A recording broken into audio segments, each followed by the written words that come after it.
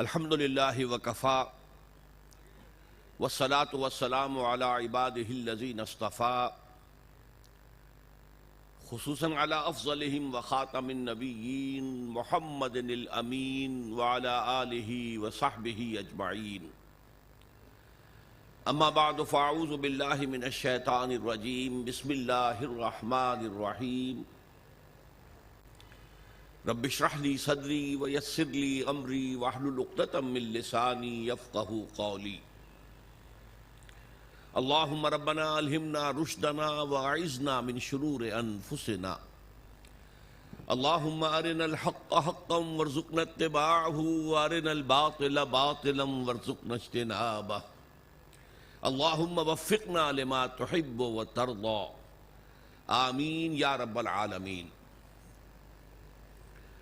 معزز حاضرین اور محترم خواتین، السلام علیکم ورحمۃ اللہ وبرکاتہ. آپ کے علم میں ہے کہ میرا آج کی گفتگو کا عنوان ہے کلمہ طیبہ اور اس کے حوالے سے یا اس کی روشنی میں ہمارے دینی فرائض. بچپن میں مجھے امید ہے کہ بہت سے لوگ خوش نصیب ایسے ہوں گے اس مجمع میں جن کی تعلیم کا آغاز قاعدہ یسرنا القرآن سے ہوا ہو یا نورانی قاعدے سے ہوا ہو، اور پھر اس کے بعد حضرت مولانا مفتی کفایت اللہ رحمۃ اللہ علیہ کے کتابچے تعلیم الاسلام جو ہے انہیں پڑھائے گئے ہوں. ظاہر بات ہے کہ آج کل وہ رواج ختم ہو چکا ہے. آج کا ہمارا دور مادہ پرستی کا ہے. ہماری تعلیم میں بھی آپ کو معلوم ہے کہ کنڈر گارٹن جو ہے اس سے بات شروع ہوتی ہے، اور ممی اور پاپا یہ الفاظ جو ہیں وہ بچوں کو سکھائے جاتے ہیں. اللہ اور اس کے رسول کا نام عام طور پر نہیں پڑھایا جا رہا. لیکن یاد ہوگا آپ کو کہ اس سلسلے میں سب سے پہلے ایمان مفصل، ایمان مجمل یاد کرائے جاتے تھے. ایمان کیا کیا ہے. پھر 6 کلمے پڑھائے جاتے تھے. یہ 6 کلمے یوں سمجھیے کہ اسلام کی تعلیمات کا لب لباب اور خلاصہ ہیں. ان میں سے پہلے 2 کلمے کیا ہیں جو اہم ترین ہیں؟ کلمہ طیبہ لا الہ الا اللہ محمد الرسول اللہ صلی اللہ علیہ وسلم. یہ مختصر ترین کلمہ ہے، اسے ہم کلمہ طیبہ کہتے ہیں. اور یہ سمجھیے کہ ہمارے دین کی جڑ اور بنیاد اور اساس ہے. دوسرا کلمہ اسی میں لفظ شہادت کا اضافہ ہو کر اشہد ان لا الہ الا اللہ واشہد ان محمد الرسول اللہ صلی اللہ علیہ وسلم. یہ کلمہ شہادت جو ہے یہ اسلام میں داخلے کا شاہ درا ہے. شاہ درا، در کہتے دروازے کو، شاہ درا بہت بڑا دروازہ. جو لوگ دلی سے واقف ہیں انہیں یاد ہوگا، معلوم ہوگا کہ دلی جو ہے وہ جمنا ندی یا جمنا دریا کے مغرب میں واقع ہے، اور مشرق سے جو بھی آتا ہے یو پی سے اس کو پہلے ایک قصبے سے گزرنا پڑتا ہے، جس کے بعد پل آتا ہے جمنا کا، اور اس قصبے کا نام ہے شاہ درا پانی. اسی طرح کا شاہدرہ ایک لاہور میں ہے. لاہور جو ہے وہ راوی کے جنوب مشرقی کنارے پر ہے، آباد ہے شہر. اب جو بھی پشاور سے، سرحد سے، اسلام آباد سے، پورے پنجاب سے لوگ آتے ہیں تو انہیں لاہور میں داخل ہونے کے لیے دریائے راوی کراس کرنا ہوتا ہے. لہذا وہاں بھی ایک قصبہ ہے جس کا نام شاہدرہ ہے. شاہدرہ یہ بڑا در ہے کہ جس سے داخل ہو کر آپ دلی میں یا لاہور میں داخل ہوں گے. اسی طرح میں نے عرض کیا کہ اسلام میں داخلے کے لیے شاہ درہ جو ہے وہ ہے اشہد ان لا الہ الا اللہ واشہد ان محمد رسول اللہ صلی اللہ علیہ وسلم. آج میں انہی 2 کے حوالے سے آپ کے سامنے کچھ باتیں رکھ رہا ہوں. باتیں بالکل بنیادی ہیں اور میں سمجھتا ہوں کہ آپ کے ذہنوں کے اندر موجود ہیں. صرف یہ ہے کہ آپ نے شاید زیادہ کبھی شعوری طور پر توجہ نہ دی ہو، اور ان کے بارے میں کہیں گہرا غور و فکر نہ کیا ہو۔ دیکھیے پہلا جز کیا ہے؟ لا الہ الا اللہ، کلمہ توحید ہے یہ، اللہ کے سوا کوئی معبود نہیں۔ اب اس کا تقاضا کیا ہے؟ اور دوسرا جز ہے محمد الرسول اللہ صلی اللہ علیہ وسلم، اس کا تقاضا کیا ہے؟ اللہ کے سوا کوئی معبود نہیں، معبود برحق صرف اللہ ہے۔ اس کا کیا مطلب ہے؟ عبادت صرف اس کی ہوگی، کوئی معبود نہیں اللہ کے سوا، عبادت اسی کی ہوگی۔ اس عبادت کا مفہوم کیا ہے؟ قرآن مجید میں بہت سے انبیاء کی اور رسولوں کی دعوت بیان ہوئی، اور نام بنام کہا گیا۔ ان کی دعوت کیا تھی؟ ان اعبدوا اللہ ما لکم من الہ غیرہ، اللہ کی عبادت کرو، تمہارا کوئی الہ اس کے سوا نہیں ہے۔ اس کے ساتھ ہی بعض صورتوں میں ایک لفظ کا اضافہ ہوتا ہے۔ سورہ شعراء میں ان اعبدوا اللہ واطیعون، عبادت اللہ کی کرو، میری اطاعت کرو۔ تو اللہ کی عبادت کیا ہے، جس کے لیے سورہ زاریات میں فرمایا وَمَا خَلَقْتُ الْجِنَّ وَالْإِنسَ إِلَّا لِيَعْبُدُونَ، میں نے نہیں پیدا کیا ہے جنوں اور انسانوں کو مگر صرف اس لیے کہ میری عبادت کریں۔ تو معلوم ہوا کہ لا الہ الا اللہ کا تقاضا کیا ہے؟ ہمہ تن ہمہ وقت اللہ کی عبادت۔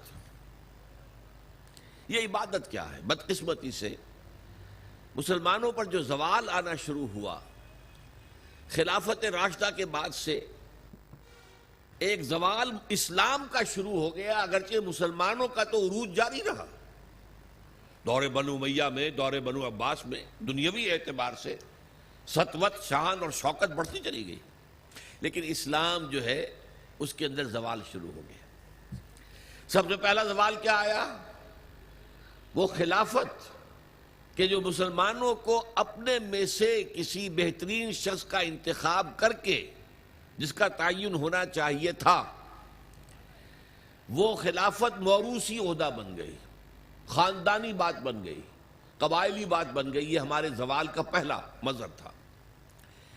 بہرحال اس کے بعد رفتہ رفتہ ہمارے تصورات بھی کچھ محدود ہوتے چلے گئے۔ ہوتے ہوتے بات یہاں تک پہنچی کہ عبادت کا مطلب ہے نماز، روزہ، حج اور زکوٰۃ۔ اب پہلی بات تو یہ سوچئے، کیا انسان ہر وقت نماز پڑھتا ہے، ہمیشہ روزہ رکھتا ہے؟ جب اللہ کہہ رہا میں نے تو پیدا ہی کیا میری عبادت کے لیے، کوئی اور کام اگر وہ کر رہا ہے تو وہ میرے مقصد تخلیق کے خلاف کر رہا ہے۔ وَمَا خَلَقْتُ الْجِنَّ وَالْإِنسَ إِلَّا لِيَعْبُدُونَ، میں نے تو جنوں اور انسانوں کو صرف اس لیے پیدا کیا کہ میری عبادت کریں۔ تو اصل میں بات کیا ہے؟ یہ نماز، روزہ، حج اور زکوٰۃ یہ بھی عبادات تو ہیں، اصل عبادت کچھ اور ہے۔ اصل عبادت کیا ہے؟ عبد کہتے ہیں غلام کو۔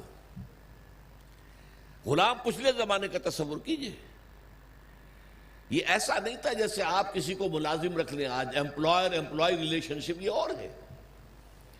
آپ نے کسی کو ملازم رکھا ہے، فرض کیجئے دہاڑی پر رکھا ہے، وہ 8 گھنٹے کام کرے گا، پھر چھٹی کرے گا، اس کے بعد وہ آپ کا کوئی تابع نہیں ہے، آپ کا غلام نہیں ہے، بلکہ آپ کا بھی ایک ہی ووٹ ہوگا، جب الیکشن ہوگا اس کا بھی ایک ہی ووٹ ہوگا۔ تو اصل میں غلام جو ہوتا تھا وہ ہمہ وقت، ہمہ تن، ہمہ جہت، ہمہ وجوہ بندگی کرتا تھا، اطاعت کرتا تھا۔ ملازم کہہ سکتا تھا کہ میرے تو اوقات ختم ہو گئے۔ آپ نے کسی کو رکھا خانسامہ کی حیثیت سے، اور فرض کیجئے ابھی فلش سسٹم نہیں آیا تھا تو بیت الخلاء جو ہے آپ جس طرح کے ہوتے تھے سب کو یاد ہے۔ کسی دن بھنگن نہیں آئی، آپ کہیں اس سے خانسامہ سے کہ ذرا جاؤ بیت الخلاء صاف کراؤ، وہ صاف کہے گا صاحب میں تو خانسامہ ہوں، میں آپ کو کھانا پکا کر دینے کا پابند ہوں، میں یہ آپ کا بیت الخلاء صاف کرنے کا تو پابند نہیں ہوں۔ کہے گا کہ نہیں کہے گا؟ لیکن غلام نہیں کہہ سکتا۔ غلام تو ملکیت ہے، وہ 24 گھنٹے کا مطیع ہے، جو کام کہا جائے کرنے پر مجبور ہے، انکار نہیں کر سکتا۔ اور آپ کو معلوم ہو ایک اور بات ہونی چاہیے کہ غلام تو خود مملوک ہوتا ہے، اس کی ملکیت کوئی نہیں ہوتی۔ آقا نے کوئی اگر کوٹھڑی دے دی ہے کہ تم رات کو اس میں سو جایا کرو تو کیا وہ اس کوٹھڑی کا مالک ہو گیا؟ آقا نے کوئی چارپائی دے دی ہے اس پر سویا کرو تو کیا چارپائی کا مالک ہو گیا؟ نہیں، قطعاً نہیں، خود مملوک ہے۔ اور پچھلے زمانے میں غلاموں کا معاملہ کیا تھا؟ آقا جب چاہے ذبح کر دے، قتل کر دے، کوئی مقدمہ نہیں بنے گا، نہ 302 کا نہ 304 کا۔ کیوں؟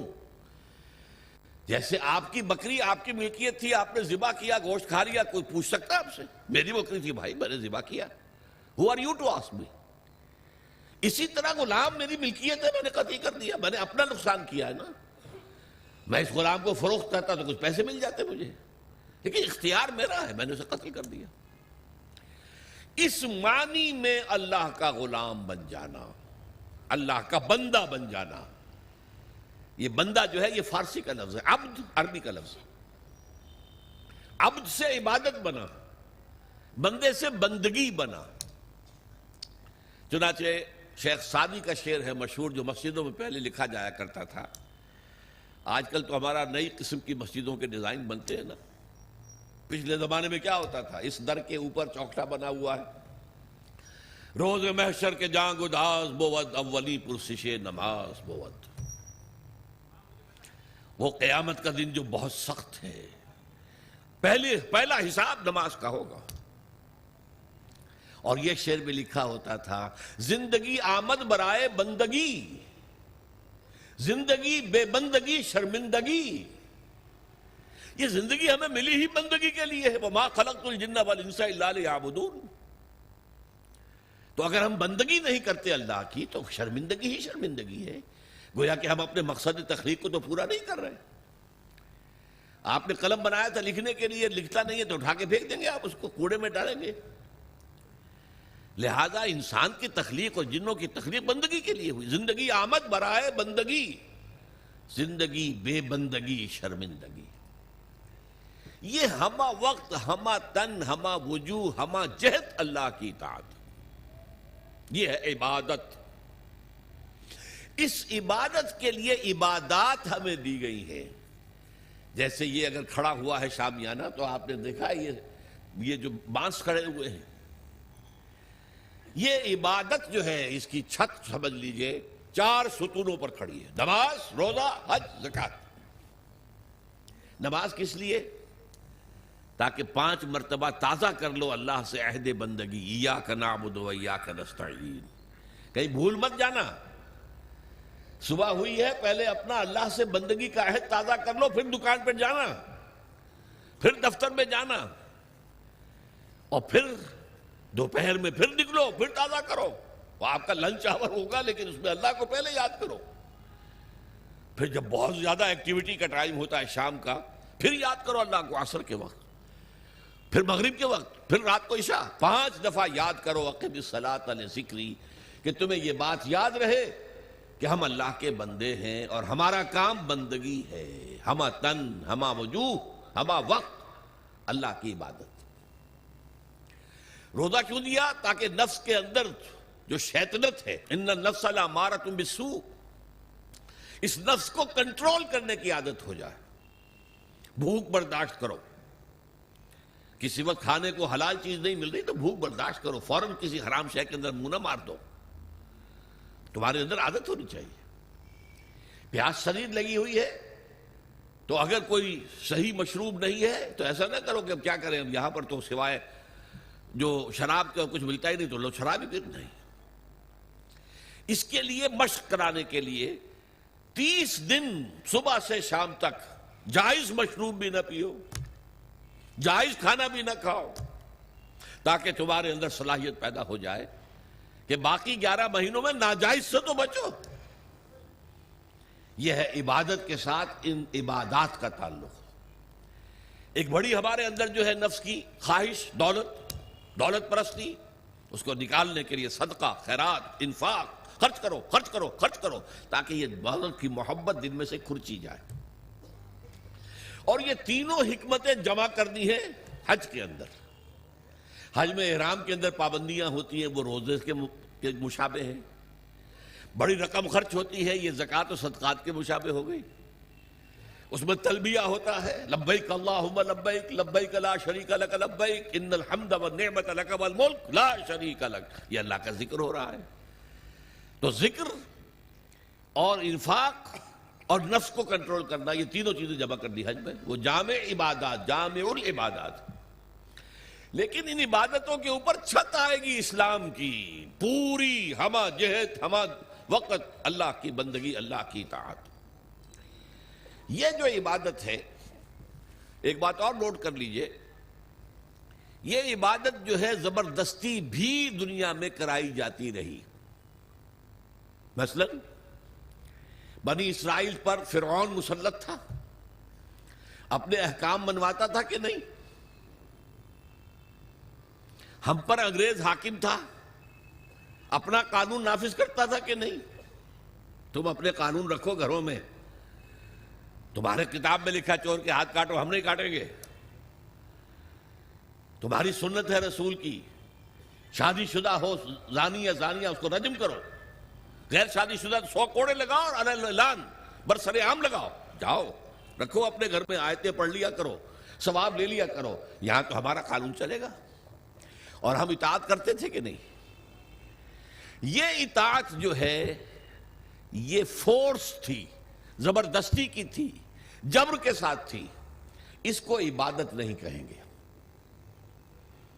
عبادت وہ اطاعت ہے اللہ کی اور اس کے رسول کی جو اپنی دلی آمادگی سے کی جائے، اللہ اور اس کے رسول کی محبت میں سرشار ہو کر کی جائے۔ یہ ڈائمنشن جو ہے عبادت کی کہ محبت اس کا جزو لازم ہے۔ اللہ لا ایمان لمن لا محبت لہ، دیکھو جس کے اندر محبت نہیں ہے اللہ کے اس کے رسول کی، اس کا کوئی ایمان نہیں۔ اللہ کا عشق، اللہ کے رسول کا عشق، اس سے سرشار ہو کر اللہ کی اطاعت، اللہ کے رسول کی اطاعت پوری زندگی میں، یہ عبادت ہے۔ اور اس میں نوٹ کیجئے، اس عبادت میں اللہ کی اطاعت بھی ہے، رسول کی اطاعت بھی ہے۔ نماز آپ پڑھتے ہیں کیسے پڑھتے ہیں؟ جیسے رسول نے سکھائی صلی اللہ علیہ وسلم، سلو کما رہے تو مونی اسلی، نماز ایسے پڑھو جیسے مجھے دیکھتے ہو کہ میں پڑھتا ہوں۔ صحابہ نے حضور کو دیکھا، تابعین نے صحابہ کو دیکھا، تابعین نے تابعین کو دیکھا، یہ نسل بعد نسل، تو نظام جو بنتا ہے عبادت کا، اس میں اللہ کی اطاعت بھی ہے اور اللہ کے رسول کی اطاعت، اطیعوا اللہ و اطیعوا الرسول، بار بار قرآن میں آتا ہے، بار بار آتا ہے۔ اور میں نے آپ کو بتایا کہ بہت سے رسولوں کی دعوت تو آئی ان اعبدوا اللہ ما لکم من الہ غیرہ، لیکن اسی کو دوسری جگہ پر بیان کیا گیا ان اعبدوا اللہ و اطیعون، اللہ کی عبادت کرو اور میری اطاعت کرو۔ تو ہمہ تن، ہمہ وقت، ہمہ وجوہ اللہ کی بندگی، اللہ کی اطاعت رسول کے طریقے پر، یہ ہے عبادت، اس کے لیے ہمیں پیدا کیا گیا۔ اب اس میں ابھی تک کی جو باتیں تھیں وہ تو ذرا میٹھی تھی، ذرا کڑوی بات بھی آ جائے۔ اگر جزوی اطاعت ہوگی تو وہ اللہ کے ہاں قبول نہیں ہے، وہ منہ پر دے ماری جاتی ہے۔ آپ کہیں نماز کا حکم اللہ نے دیا ہے، جی میں پڑھتا ہوں اور اسی طرح پڑھتا ہوں جیسے کہ حضور پڑھتے تھے، ٹھیک ہے بھائی، لیکن اللہ نے سود کو حرام کیا ہے، بھائی یہ تو مجبوری ہے میری، میں کیا کروں، اس کے بغیر تو کاروبار چلتا نہیں۔ یہ معاملہ اب بہت مخدوش ہو گیا۔ اللہ کے بعض احکام کو ماننا اور بعض کو پاؤں تلے رون دینا، اس پر جو غضب اللہ تعالیٰ کا، اس کو سمجھ لیجئے۔ سورہ بقرہ کی آیت نمبر 85، افتؤمنون ببعض الکتاب وتکفرون ببعض، کیا تم ہماری کتاب اور ہماری شریعت اور ہمارے قانون اور ہمارے احکام کے ایک حصے کو مانتے اور ایک دوسرے کو نہیں مانتے؟ فما جزاء من یفعل ذلک منکم، تو کوئی سزا نہیں ہے اس کی جو یہ طرز عمل اختیار کریں گے۔ اللہ کی اطاعت جزوی، یہ مانیں گے یہ نہیں مان سکتے، یہ کریں گے یہ نہیں کر سکتے۔ فما جزاء من یفعل ذلک منکم الا خزی فی الحیاۃ الدنیا، اس کی سزا اس کے سوا کچھ نہیں کہ دنیا کی زندگی میں تو ذلیل اور خوار اور رسوا کر دیے جائیں۔ وَيَوْمَ الْقِيَامَةِ يُرَدُّونَ فِي أَشَدِّ الْعَذَابِ، يُرَدُّونَ إِلَىٰ أَشَدِّ الْعَذَابِ، اور قیامت کے دن شدید ترین عذاب میں جھونک دیے جائیں۔ دیکھیے یہ میرا قول نہیں، میں تو اللہ کی بات بتا رہا ہوں۔ پہلا حصہ آج پوری دنیا میں ہمیں نظر آ رہا ہے، ہم ذلیل و خوار ہیں۔ شاعر کہتے رہے ہیں آج کیوں ذلیل کے کل تک نہ تھی پسند گستاخی فرشتہ ہماری جناب میں. دنیا میں ہر مسلمان جو ہے، ہر انسان چوتھا یا پانچواں انسان مسلمان ہے. 1/4 آف ورلڈ پاپولیشن اور 1/5 ایٹ لیسٹ. لیکن مسلمانوں کے لیے عزت کہیں نہیں ہے، ذلت. دنیا کے معاملات میں ہم سے کوئی رائے نہیں لیتا. کسٹمی پرسد کے بھیا کشتی تم کون ہو؟ بھائی ہم G7 بیٹھیں گے، فیصلہ کریں گے. G8 ہوں گے، G9 ہوں گے، G13 ہوں گے، G15 ہوں گے، یا یہ کہ سیکیورٹی کونسل ہوگی UNO کی، وہ فیصلہ کرے گی. تم کون ہو؟ کوئی مسلمان ملک نہ 3 میں، نہ 13 میں، نہ G7 میں، نہ G15 میں، کوئی بھی نہیں. ہماری پالیسیاں کوئی اور بناتے ہیں. ہمارے پاس تو کوئی کنڈولیزا رائس آ جاتی ہے، یا اس سے پہلے کوئی اور آ جاتا تھا اور آ کر حکم دے کے چلے جاتے ہیں یہ کرو، اور کرتے ہیں، دونوں ہاتھ جوڑ کر کرتے ہیں. یہ صورتحال کیوں ہے؟ یہ ذلت اور یہ رسوائی. اور ایک بات پر توجہ کیجئے، آج دنیا میں اس پورے گلوب میں جہاں بھی خون بہتا ہے مسلمان کا بہتا ہے. 50 برس سے کشمیر میں اور فلسطین میں کس کا خون بہ رہا ہے؟ بوسنیا میں کس کا بہا؟ کوسوو میں کس کا بہا؟ مقدونیہ میں کس کا بہا؟ چچنیا میں کس کا خون بہ رہا ہے؟ فلپائنز میں کس کا خون بہ رہا ہے؟ تھائی لینڈ میں اب شروع ہو گیا ہے. ایک صوبے میں مسلمان اکثریت میں ہیں، وہ چاہتے ہیں کہ ہمیں علیحدہ ملک دیا جائے. ان کے اوپر گولیاں برس رہی ہیں، مارا جا رہا ہے ان کو. اس سے پہلے صومالیہ میں کس کا خون بہا تھا؟ نوٹ کر لیجئے، آج اس کرۂ ارضی پر خون جہاں بہ رہا ہے وہ مسلمان کا. افغانستان میں لاکھوں مار دیے، اور آپ کو معلوم ہے کہ عراق کے اندر کتنے لاکھ مار دیے گئے کچھ اندازہ ہی نہیں، اور ابھی تک معاملہ چل رہا ہے. یہ ذلت و رسوائی کیوں ہے؟ کہ ہم اپنی پوری زندگی میں اللہ کی بندگی نہیں کر رہے. لہذا اللہ نے کہا ذلت، رسوائی، ضربت علیہم الذلۃ والمسکنہ. اب ذلت اس دنیا میں، تذلل اور ذلت، یہ تمہارا مقدر ہے، یہ سزا ہے اللہ کی.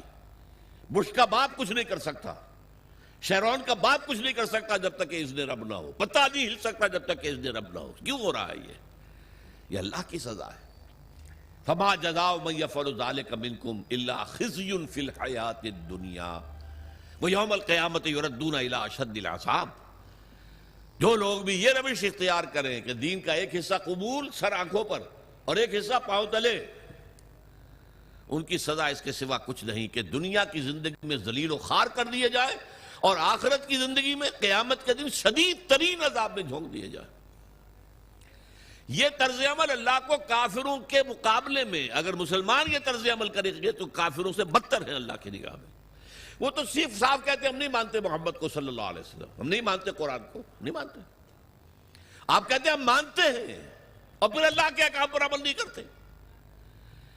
یہ چیز وہ ہے جو اللہ تعالیٰ کو کفر کے مقابلے میں زیادہ ناپسندیدہ ہے. یہی وجہ ہے قرآن میں کہا گیا منافقت جسے ہم کہتے ہیں، ان المنافقین فی الدرک الاسفل من النار. منافقین جو ہیں جہنم کے سب سے نچلے طبقے میں ہوں گے، کافروں سے بدتر ہوں گے، کافروں کے نیچے ہوں گے. کیوں کہتے وہ ہیں کہ ہم ایمان رکھتے ہیں اللہ پر، ہم ایمان رکھتے ہیں اللہ کے رسول پر، ہمیں عشق ہے اللہ کے رسول سے. دیکھو ہم نعتیں پڑھتے ہیں، دیکھو ہم حج کے لیے جاتے ہیں، دیکھو ہم عمرے کرتے ہیں، دیکھو رمضان میں کتنی چہل پہل ہمارے یہاں ہو جاتی ہے افطاری کے وقت، دیکھو مسجدیں بھری ہوتی ہیں تراویح میں. لیکن بھائی وہ اسلام کا قانون کہیں نافذ ہے؟ کہیں اسلامی احکام کی تنفیذ ہے؟ تمہاری یہ ادھوری اور جزوی عبادت اللہ کو قبول نہیں ہے. اللہ جو ہے بہت غیور ہے، جسے آپ کہتے ہیں نا پیکج ڈیل. پیکج ڈیل کیا ہوتا ہے؟ ٹیک اٹ اور لیو اٹ. ہمیں تمہاری کوئی ضرورت نہیں ہے، اللہ تو غنی ہے عن العالمین. ہمارا دین لینا ہے پورا لو ورنہ دفع ہو جاؤ. یا ایھا الذین آمنوا ادخلوا فی السلم کافہ. اہل ایمان اسلام میں داخل ہو پورے کے پورے، سموچے.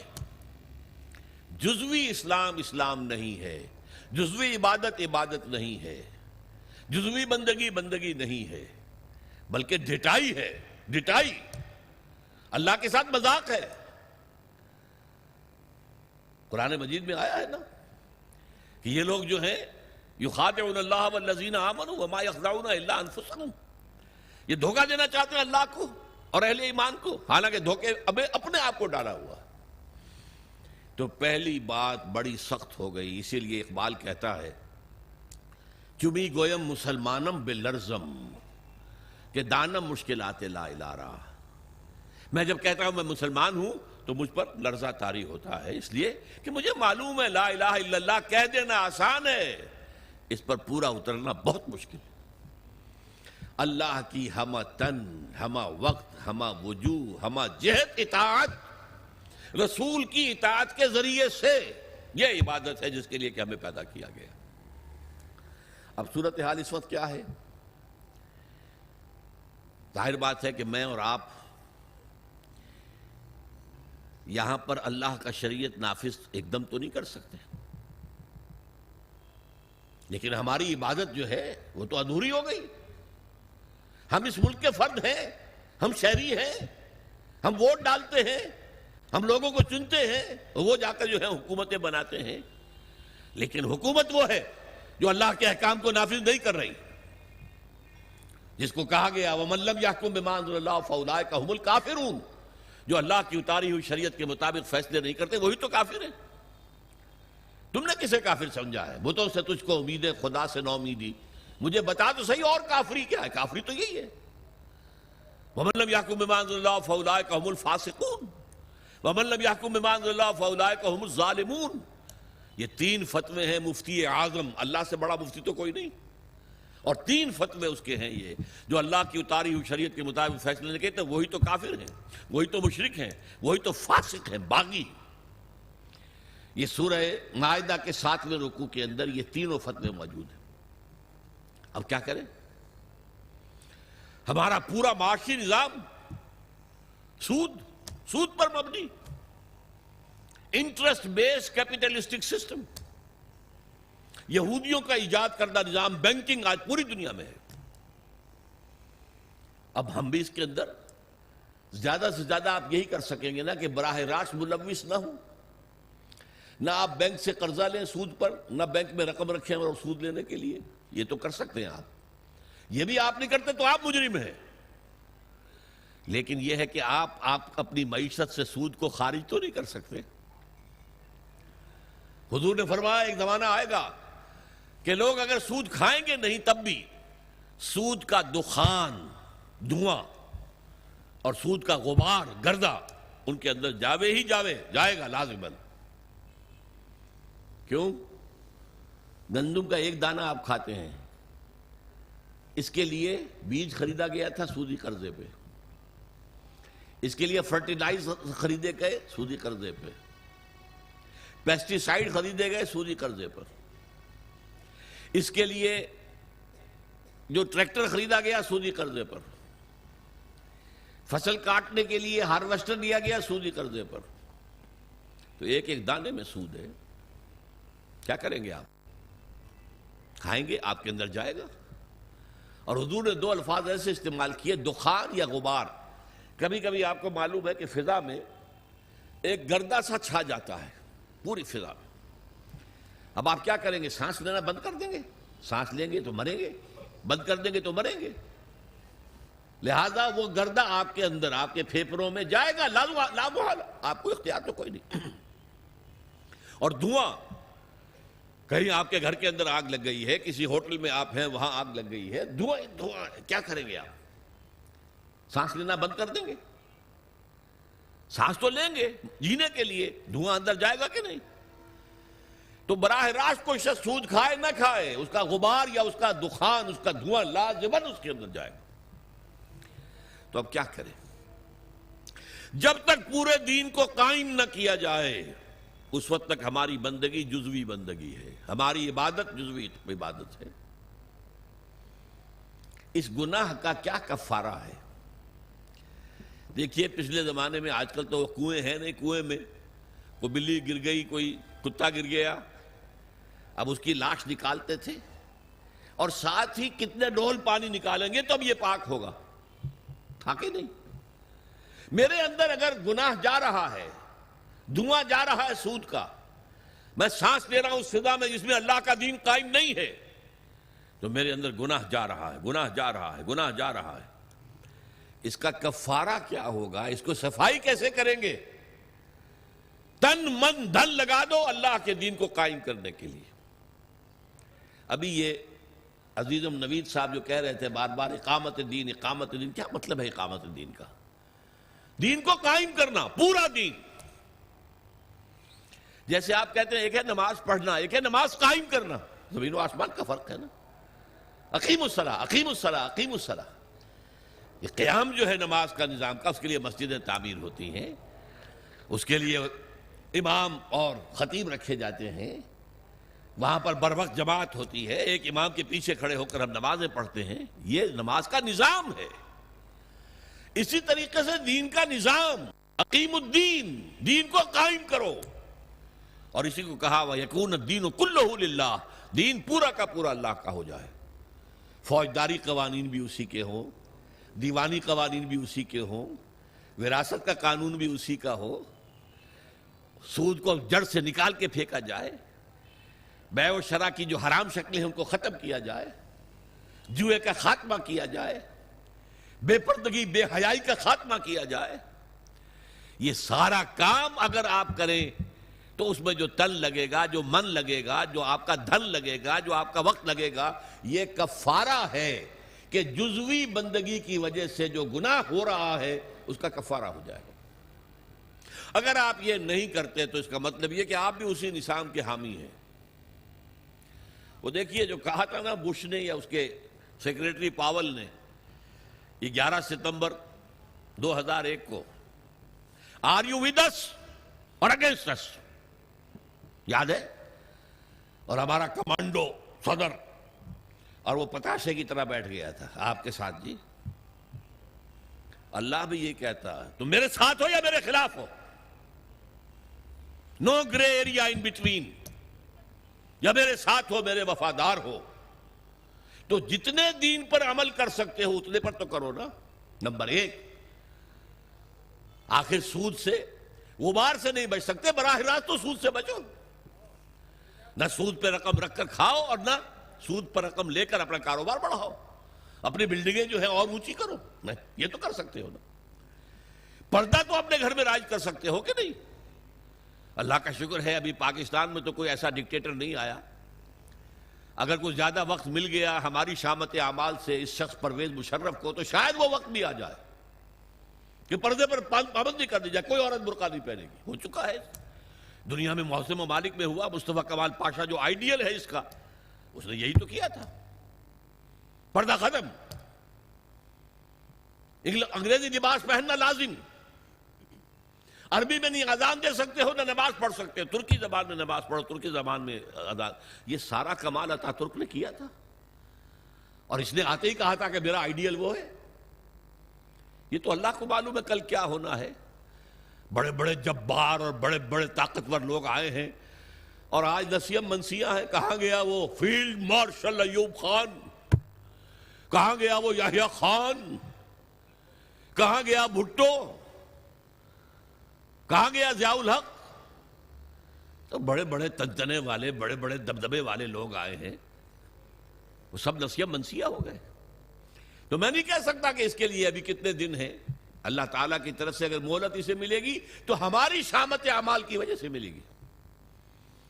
اس لیے کہ حضور نے فرمایا ہے، کس قدر پیاری حدیثیں یاد آ گئی، اعمالکم اموالکم، تمہارے اپنے عمل تم پر حاکم ہو جاتے ہیں۔ تم خود بے ایمانی کرتے ہو تو بے ایمانی تمہارے حاکم ہوں گے، تم خود سودی لین دین میں ملوث ہو تو سود کا نظام ہی تمہارے اوپر رہے گا۔ اعمالکم اموالکم، اور ایک اور حدیث میں آیا ہے کما تکونون کذالک یؤمر علیکم، جیسے تم خود ہوگے ویسے تمہارے حکمران جو ہے وہ حاکم بنا دیے جائیں۔ اسی لیے جو نوید صاحب کہہ رہے تھے پہلے اپنے آپ کو بدلو۔ ان اللہ لا یغیر ما بقوم حتی یغیروا ما بانفسہم، خدا نے آج تک اس قوم کی حالت نہیں بدلی نہ ہو جس کو خیال آپ اپنی حالت کے بدلنے کا۔ اس کے لیے کیا طریقہ کار ہوگا وہ میں بعد میں عرض کروں گا۔ ابھی میں نے 2 نقطے بتائے۔ لا الہ الا اللہ کا تقاضا کیا ہے؟ اللہ کی ہمہ تن، ہمہ وقت، ہمہ وجوہ، ہمہ جہت اطاعت رسول کے ذریعے، اسی کا نام عبادت ہے۔ اسی کے لیے اللہ فرماتا ہے کہ جنوں اور انسانوں کو میں نے پیدا کیا۔ جیسے میں نے کہا تھا نماز تو ہر وقت نہیں پڑھتے آپ، جو پابندی سے پڑھتا ہے وہ بھی 2-2.5 گھنٹے ہی 24 گھنٹے میں لگتے ہوں گے نا اس کے نماز میں، باقی 21.5 گھنٹے کیا کرے گا؟ عبادت کرے گا، یعنی جو کام کرے گا شریعت کے دائرے میں کرے گا، یہی عبادت ہو رہی ہے۔ کمائی کرے گا حلال ذریعے سے کرے گا، کھانا کھائے گا حلال کھائے گا، یہ پوری زندگی کے تمام کام عبادت ہیں اگر اللہ کے قانون کے مطابق کیے جائیں، یہی بغاوت ہے اگر اللہ کے قانون کے خلاف کیے جائیں۔ اور دوسری بات میں نے آپ کو بتائی، یہ عبادت جزوی اللہ کو قبول نہیں ہے، بلکہ جزوی عبادت وہ تو منہ پر دے ماری جائے گی، جاؤ دفع ہو جاؤ، ٹیک اٹ اور لیو اٹ، یا ہمارا دین قبول کرو یا چھوڑ دو۔ اس کا جزوی معاملہ نہیں ہو سکتا۔ 50% مانتے ہیں یا 30% یا 33%، چلو 33% پہ پاس ہو جاتے ہیں نا بچے، ہمیں بھی 33% پہ پاس کر دو۔ اللہ کے ہاں یہ بات نہیں ہے، ٹیک اٹ اور لیو اٹ۔ اور اس کا عبادت کا حق صحیح معنی میں کب ادا ہوگا؟ جب پورا نظام اللہ تعالیٰ کے حکم کے مطابق قائم کر دیا جائے، تعزیرات ہوں، سزائیں ہوں اللہ کی شریعت کے مطابق ہوں، دولت کی تقسیم ہو معاشرے میں اللہ کے قانون کے مطابق ہو، اللہ کا نظام پوری زندگی کے اوپر غالب ہو جائے۔ اس کی جد و جہد اگر آپ کریں گے، اس کی کوشش کریں گے، اس میں تن من دھن لگائیں گے، تو یہ اس گناہ کا کفارہ ہو جائے گا جو ایک باطل نظام کے تحت رہنے سے خود بخود ہمارے اندر جا رہا ہے۔ گناہ جا رہا ہے، سود جا رہا ہے، ہر سانس کے ساتھ کفر جا رہا ہے ہمارے اندر۔ وَمَن لَّمْ يَحْكُم بِمَا أَنزَلَ اللَّهُ فَأُولَٰئِكَ هُمُ الْكَافِرُونَ۔ تو یہ 2 باتیں واضح ہو گئیں، لا الہ الا اللہ کا تقاضا کیا ہے اور اس کی تکمیل کب ہوتی ہے؟ جبکہ پورا نظام زندگی اللہ کے قانون کے مطابق قائم ہو جائے۔ اب آئیے محمد الرسول اللہ صلی اللہ علیہ وسلم، اس کا تقاضا کیا ہے؟ دیکھیے پہلی تو بات ہے اطاعت، رسول کی بھی اطاعت ہوگی، اطیعوا اللہ و اطیعوا الرسول، اطاعت کرو اللہ کی، اللہ کے رسول کی۔ لیکن اس کو میں نے شامل کر دیا عبادت کے اندر۔ اللہ کی اطاعت رسول کی اطاعت کے ذریعے سے ہوگی، تو اس کو بریکٹ کر دیا میں نے، اللہ کی اطاعت رسول کی اطاعت، یہ مل کر عبادت بن گئے۔ دوسرا اصل تقاضا کیا ہے بحیثیت امت، یہ سمجھ لیجئے آپ۔ رسول کس لیے بھیجے جاتے تھے؟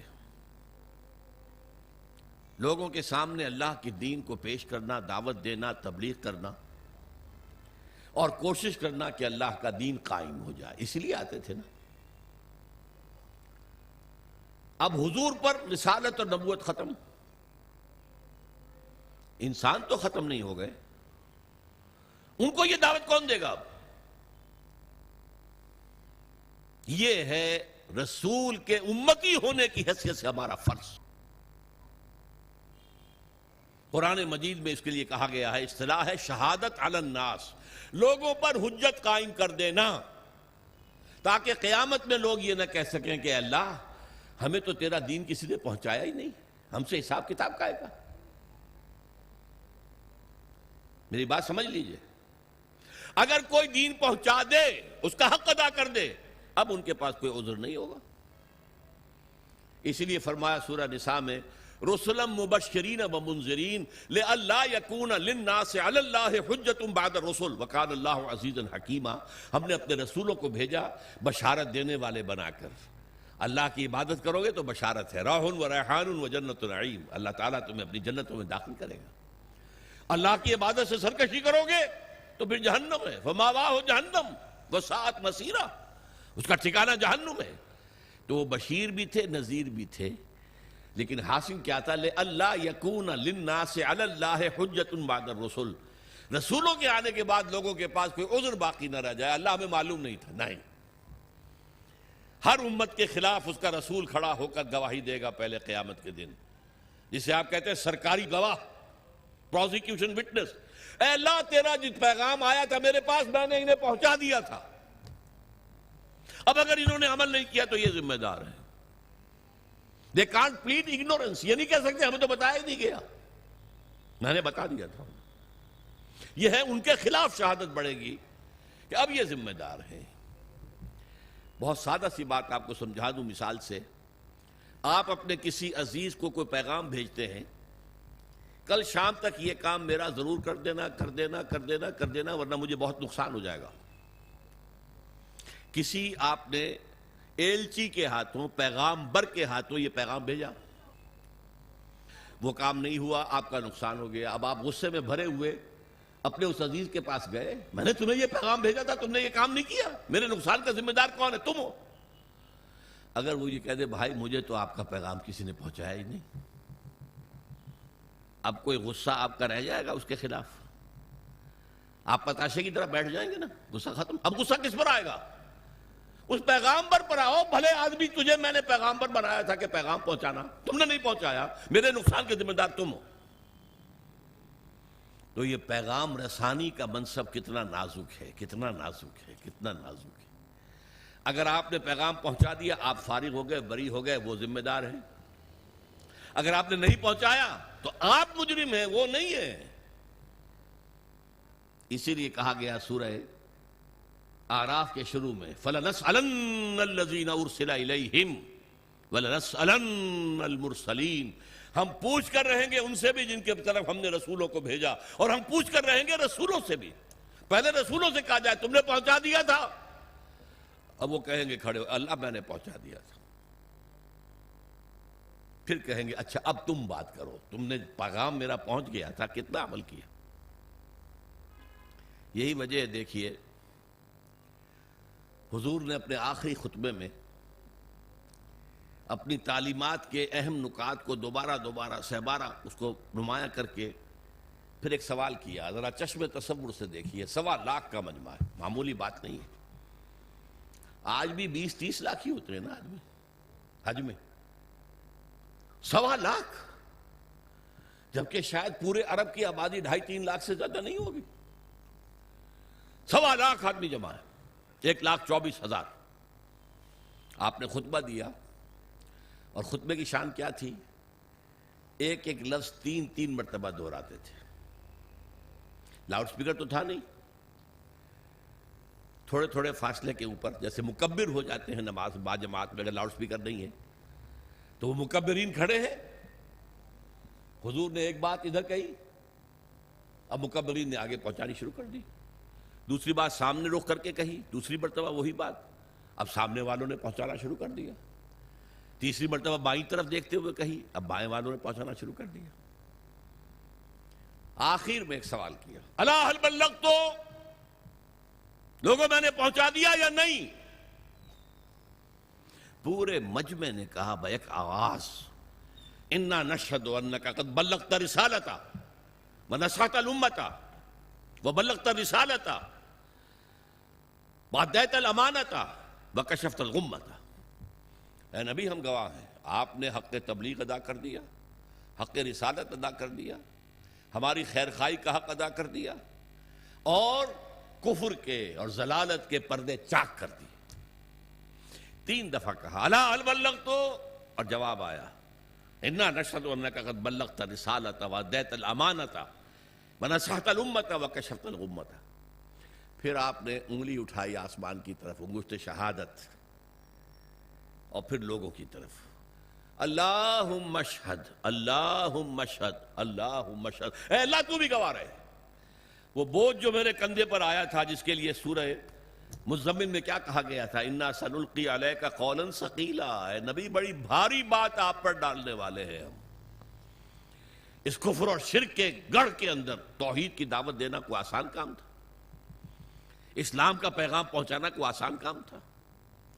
شروع میں تو کہا گیا پاگل ہو گئے، مجنون ہیں، معاذ اللہ ثم معاذ اللہ، شاعر ہیں، ساحر ہیں، مسحور ہیں، کذاب ہیں، نعوذ باللہ من ذالک، نقل کفر نہ باشد۔ اس کے بعد آپ کو معلوم ہے صحابہ کو مارا گیا، پیٹا گیا، سب کچھ جھیلا کہ نہیں؟ خود 3 برس حضور جو ہیں وہ محصور رہے شیب بنی ہاشم میں، یہ جیل ایسی تھی جس میں کھانے کو کچھ نہیں تھا. آپ کی جیلوں میں تو راشن تو ملتا ہے.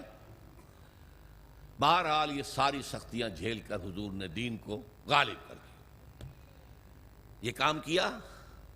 لیکن اس وقت آپ نے کیا فرمایا؟ اپنی بات 3 دفعہ کہہ کر الا هل بلغت انا نشهد انك قد بلغت الرسالة واديت الامانة ونصحت الامة وكشفت الغمة. پھر کہا فَلْيُبَلِّغِ الشَّاهِدُ الْغَائِبَ. اب تمہارے ذمے ہے جو یہاں ہے وہ پہنچائیں پورے 4 ڈانگے عالم تک اس پیغام. اس لیے کہ میں صرف تمہارے لیے رسول بن کر نہیں آیا تھا. وَمَا أَرْسَلْنَاكَ إِلَّا كَافَّةً لِلنَّاسِ بَشِيرًا وَنَذِيرًا. اے نبی ہم نے نہیں بھیجا ہے آپ کو مگر پوری نوع انسانی کے لیے بشیر اور نذیر بنا کر. آپ واحد رسول ہیں اللہ کے، واحد. ویسے کہا جاتا 313 رسول آئے ہیں. قرآن مجید میں جن کا ذکر ہے وہ تو 28-29 ہیں انبیاء اور رسل. لیکن یہ کہ کہا جاتا نبی تو آئے ہیں 1.25 لاکھ جتنے کہ حجۃ الوداع میں موجود تھے صحابہ، اور رسول آئے ہیں 313 جتنے کہ بدر کے میدان میں مجاہد موجود تھے. بہرحال حضور نے فرمایا میں تو پوری دنیا کے لیے رسول بنا کر بھیجا گیا، میں نے تمہیں پہنچا دیا، تم پہنچاؤ آگے، تاکہ میں تمہارے خلاف گواہ بنوں گا قیامت کے دن. اے اللہ میں نے انہیں پہنچا دیا تھا. Now they are responsible, they are accountable. اور تمہیں یہی گواہی دینی ہوگی اے اللہ تیرے رسول نے جو ہمیں پیغام پہنچایا تھا آپ نے پوری دنیا میں پھیلا دیا. اس مضمون کے لیے لفظ شہادت آتا ہے قرآن میں، اس لیے کہ شہادت کا لفظ جو ہے وہ رسالت کی اصطلاح کے طور پر ہے. یا ایھا النبی انا ارسلناک شاہدا وبشیرا ونذیرا وداعیا الی اللہ باذنہ وسراجا منیرا.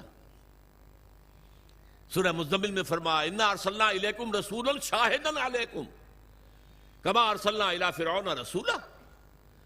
تو اے محمد آپ شاہد ہیں ان پر. دنیا میں آپ گواہی دیں گے اسلام کی اپنے قول سے اپنے عمل سے. قیامت میں آپ کھڑے ہو کر اللہ کی بارگاہ میں عدالت اخروی میں آپ پروزیکیوشن وٹنس کی حیثیت سے ہوں گے. آپ کہیں گے اے اللہ میں نے انہیں بات پہنچا دی تھی اب یہ جواب دے ہیں. They are responsible, they are accountable. یہ فرض ہے امتی ہونے کی حیثیت سے جو ہم پر عائد ہوتا ہے. دیکھیے میں نے یہاں لفظ سنت کا استعمال نہیں کیا ہے. عام طور پر سنت کو ہم سمجھتے ہیں عبادات کے ضمن میں. وضو میں سنتیں کتنی ہیں، فرض کتنے ہیں، اور ہر رکعت میں فرائض کیا کیا ہیں، وغیرہ وغیرہ. اصل میں اتباع ہے وہ لفظ جس کے بارے میں قرآن میں فرمایا گیا کہ قل ان کنتم تحبون اللہ فاتبعونی یحببکم اللہ. اے نبی ان سے کہہ دیجئے اگر تم اللہ سے محبت کرتے ہو تو میرا اتباع کرو، اللہ تم سے محبت کرے گا. یہ اتباع کسے کہتے ہیں؟ پیروی کرنا، پیچھے پیچھے چلنا. اتباع میں وہ شے بھی آ جائے گی جس کا حکم دیا، اور وہ شے بھی جس کا حکم نہیں دیا لیکن آپ نے کیا. اتباع محبت کے جذبے سے سرشار ہو کر، اللہ اور اس کے رسول کی محبت سے سرشار ہو کر ہمہ وقت، ہمہ تن، ہمہ وجوہ، ہمہ جہت اطاعت اللہ کے اور اس کے رسول کی. یہ عبادت ہے، یہ لا الہ الا اللہ کا تقاضا ہے. اور اللہ کے رسول پر ایمان لانے کا تقاضا کیا ہے؟ جس طرح حضور نے 23 برس، غور کیجئے، جب آپ کے پاس وحی شروع ہو گئی اور آپ حکم آ گیا یا ایھا المدثر قم فانذر وربک فکبر، اے لحاف میں لپٹ کر لیٹنے والے صلی اللہ علیہ وسلم اب کھڑے ہو جاؤ، کمر کس لو، لوگوں کو خبردار کرو کہ اللہ کے حضور میں حاضر ہونا پڑے گا، آواز جواب دہی کرنی پڑے گی، اور اپنی رب کی کبریائی کا اعلان کرو. اللہ اکبر، اللہ سب سے بڑا ہے، اللہ کی بات سب سے اونچی ہونی چاہیے. لتکون کلمۃ اللہ ہی العلیٰ. یہ جو ہے کام حضور نے 40 برس کی عمر میں وحی کا آغاز ہوا نا. کبھی آپ نے سوچا اس کے بعد آپ نے کوئی معاش کا کام کیا؟ تاجر تھے آپ، بہت اچھے تاجر تھے، بہت کامیاب تاجر تھے، ایکسپورٹ امپورٹ کا بزنس تھا. آپ قافلے لے کر جاتے تھے شام اور واپس آتے تھے، اور اسی تجارت میں آپ کا اخلاق، آپ کا کردار، آپ کی صداقت، آپ کی امانت ایسی ظاہر ہوئی کہ عرب کی متمول ترین خاتون حضرت خدیجہ الکبریٰ رضی اللہ تعالی عنہا نے خواہش ظاہر کی، شادی کی۔ لیکن جب آپ پر وحی آ گئی، اس کے بعد 23 برس کوئی اور کام کیا سوائے دین کی تبلیغ اور دین کو قائم کرنے کی جد و جہد۔ تبلیغ کے لیے تو فرمایا یا ایھا الرسول بلغ ما انزل الیک من ربک وان لم تفعل فما بلغت رسالتہ، اے رسول صلی اللہ علیہ وسلم پہنچا دو جو کچھ بھی نازل ہوا ہے تم پر تمہارے رب کی طرف سے، اگر نہیں کرو گے تو رسالت کا حق ادا نہیں ہوگا۔ یہی وجہ ہے کہ وہ آیتیں بھی حضور نے ہمیں سنا دی جن میں حضور پر گرفت کی گئی تھی۔ یا ایھا النبی لما تحرم ما احل اللہ لک، اے نبی کیوں حرام ٹھہراتے ہو اپنے اوپر جو اللہ نے تم پر حرام کیا؟ ہو سکتا تھا حضور چھپا لیتے کہ میری یہ پکڑ جو اللہ نے کی ہے، کیوں مسلمان ہمیشہ اس کو پڑھتے رہے؟ پکڑ آئی تھی کہ نہیں؟ عبس وتولی ان جاءہ الاعمی، ماتھے پر تیوری ڈال لی، منہ موڑ لیا کہ ایک اندھا نابینا آیا تھا آپ کے پاس۔ وما یدریک لعلہ یزکیٰ او یذکر فتنفعہ الذکریٰ، اس کے لیے لفظ عتاب استعمال کیا حضور نے۔ عبداللہ ابن ام مکتوم کی شان میں یہ آیات نازل ہوئی ہیں۔ اس کے بعد جب بھی آتے تھے وہ نابینا صحابی عبداللہ ابن مکتوم، تو حضور کیا فرمایا؟ مرحبا بالذی عاتبنی اللہ فیہ، آؤ بھائی خوش آمدید میرے اس ساتھی کے لیے جس کے ضمن میں اللہ نے مجھ پر عتاب فرمایا، عاتبنی اللہ فیہ، عتاب کیا مجھ پر۔ وہ آیتیں بھی قرآن میں ہے کہ نہیں ہے؟ تو نوٹ کر لیجئے، ایک ایک حرف پہنچانا ہے محمد آپ کو صلی اللہ علیہ وسلم۔ اگر ایسا نہیں کرو گے تو رسالت کا حق ادا نہیں ہوگا۔ اب یہی کام امت کے ذمے کر کے آپ گئے صلی اللہ علیہ وسلم۔ اس میں پہلا دور وہ ہے جو آپ کے صحابہ نے جانیں دے دی، قربان کر دی، کہاں کہاں کوئی شہید ہوا، کوئی ایران میں، کوئی عراق میں، کوئی شام میں، کوئی خراسان میں، کوئی ہندوستان میں آ کے شہید ہوئے۔ کس لیے؟ اللہ کا دین غالب ہو، اللہ کا پیغام پہنچ جائے۔ دور صحابہ اور تابعین کے بعد عام مسلمان جو ہیں وہ تو دنیا پرستی کے اندر لگ گئے بدقسمتی سے، خلافت ملوکیت میں بدل گئی۔ پھر یہ کام، یہ جھنڈا کس نے بلند رکھا؟ وہ صوفیاء کرام نے بلند رکھا۔ معین الدین اجمیری رحمۃ اللہ علیہ کیوں آئے تھے اجمیر میں؟ حالانکہ وہ راجپوتوں کی طاقت کا گڑھ، رائے پتھورا کا مرکز۔ شیخ علی اجمیری تو لاہور میں اس وقت آئے تھے جہاں لاہور اسلامی حکومت میں شامل ہو چکا تھا، لیکن معین الدین اجمیری تو اس وقت آئے ہیں جبکہ یہ پورا راجستھان جو ہے راجپوتوں کی سرزمین، اور اس میں رائے پتھورا، پرتھوی راج بہت سخت، بہت زبردست، اور وہاں جا کر بیٹھ گئے ہیں۔ 90,000 ہندو ان کے ہاتھ پر ایمان لائے۔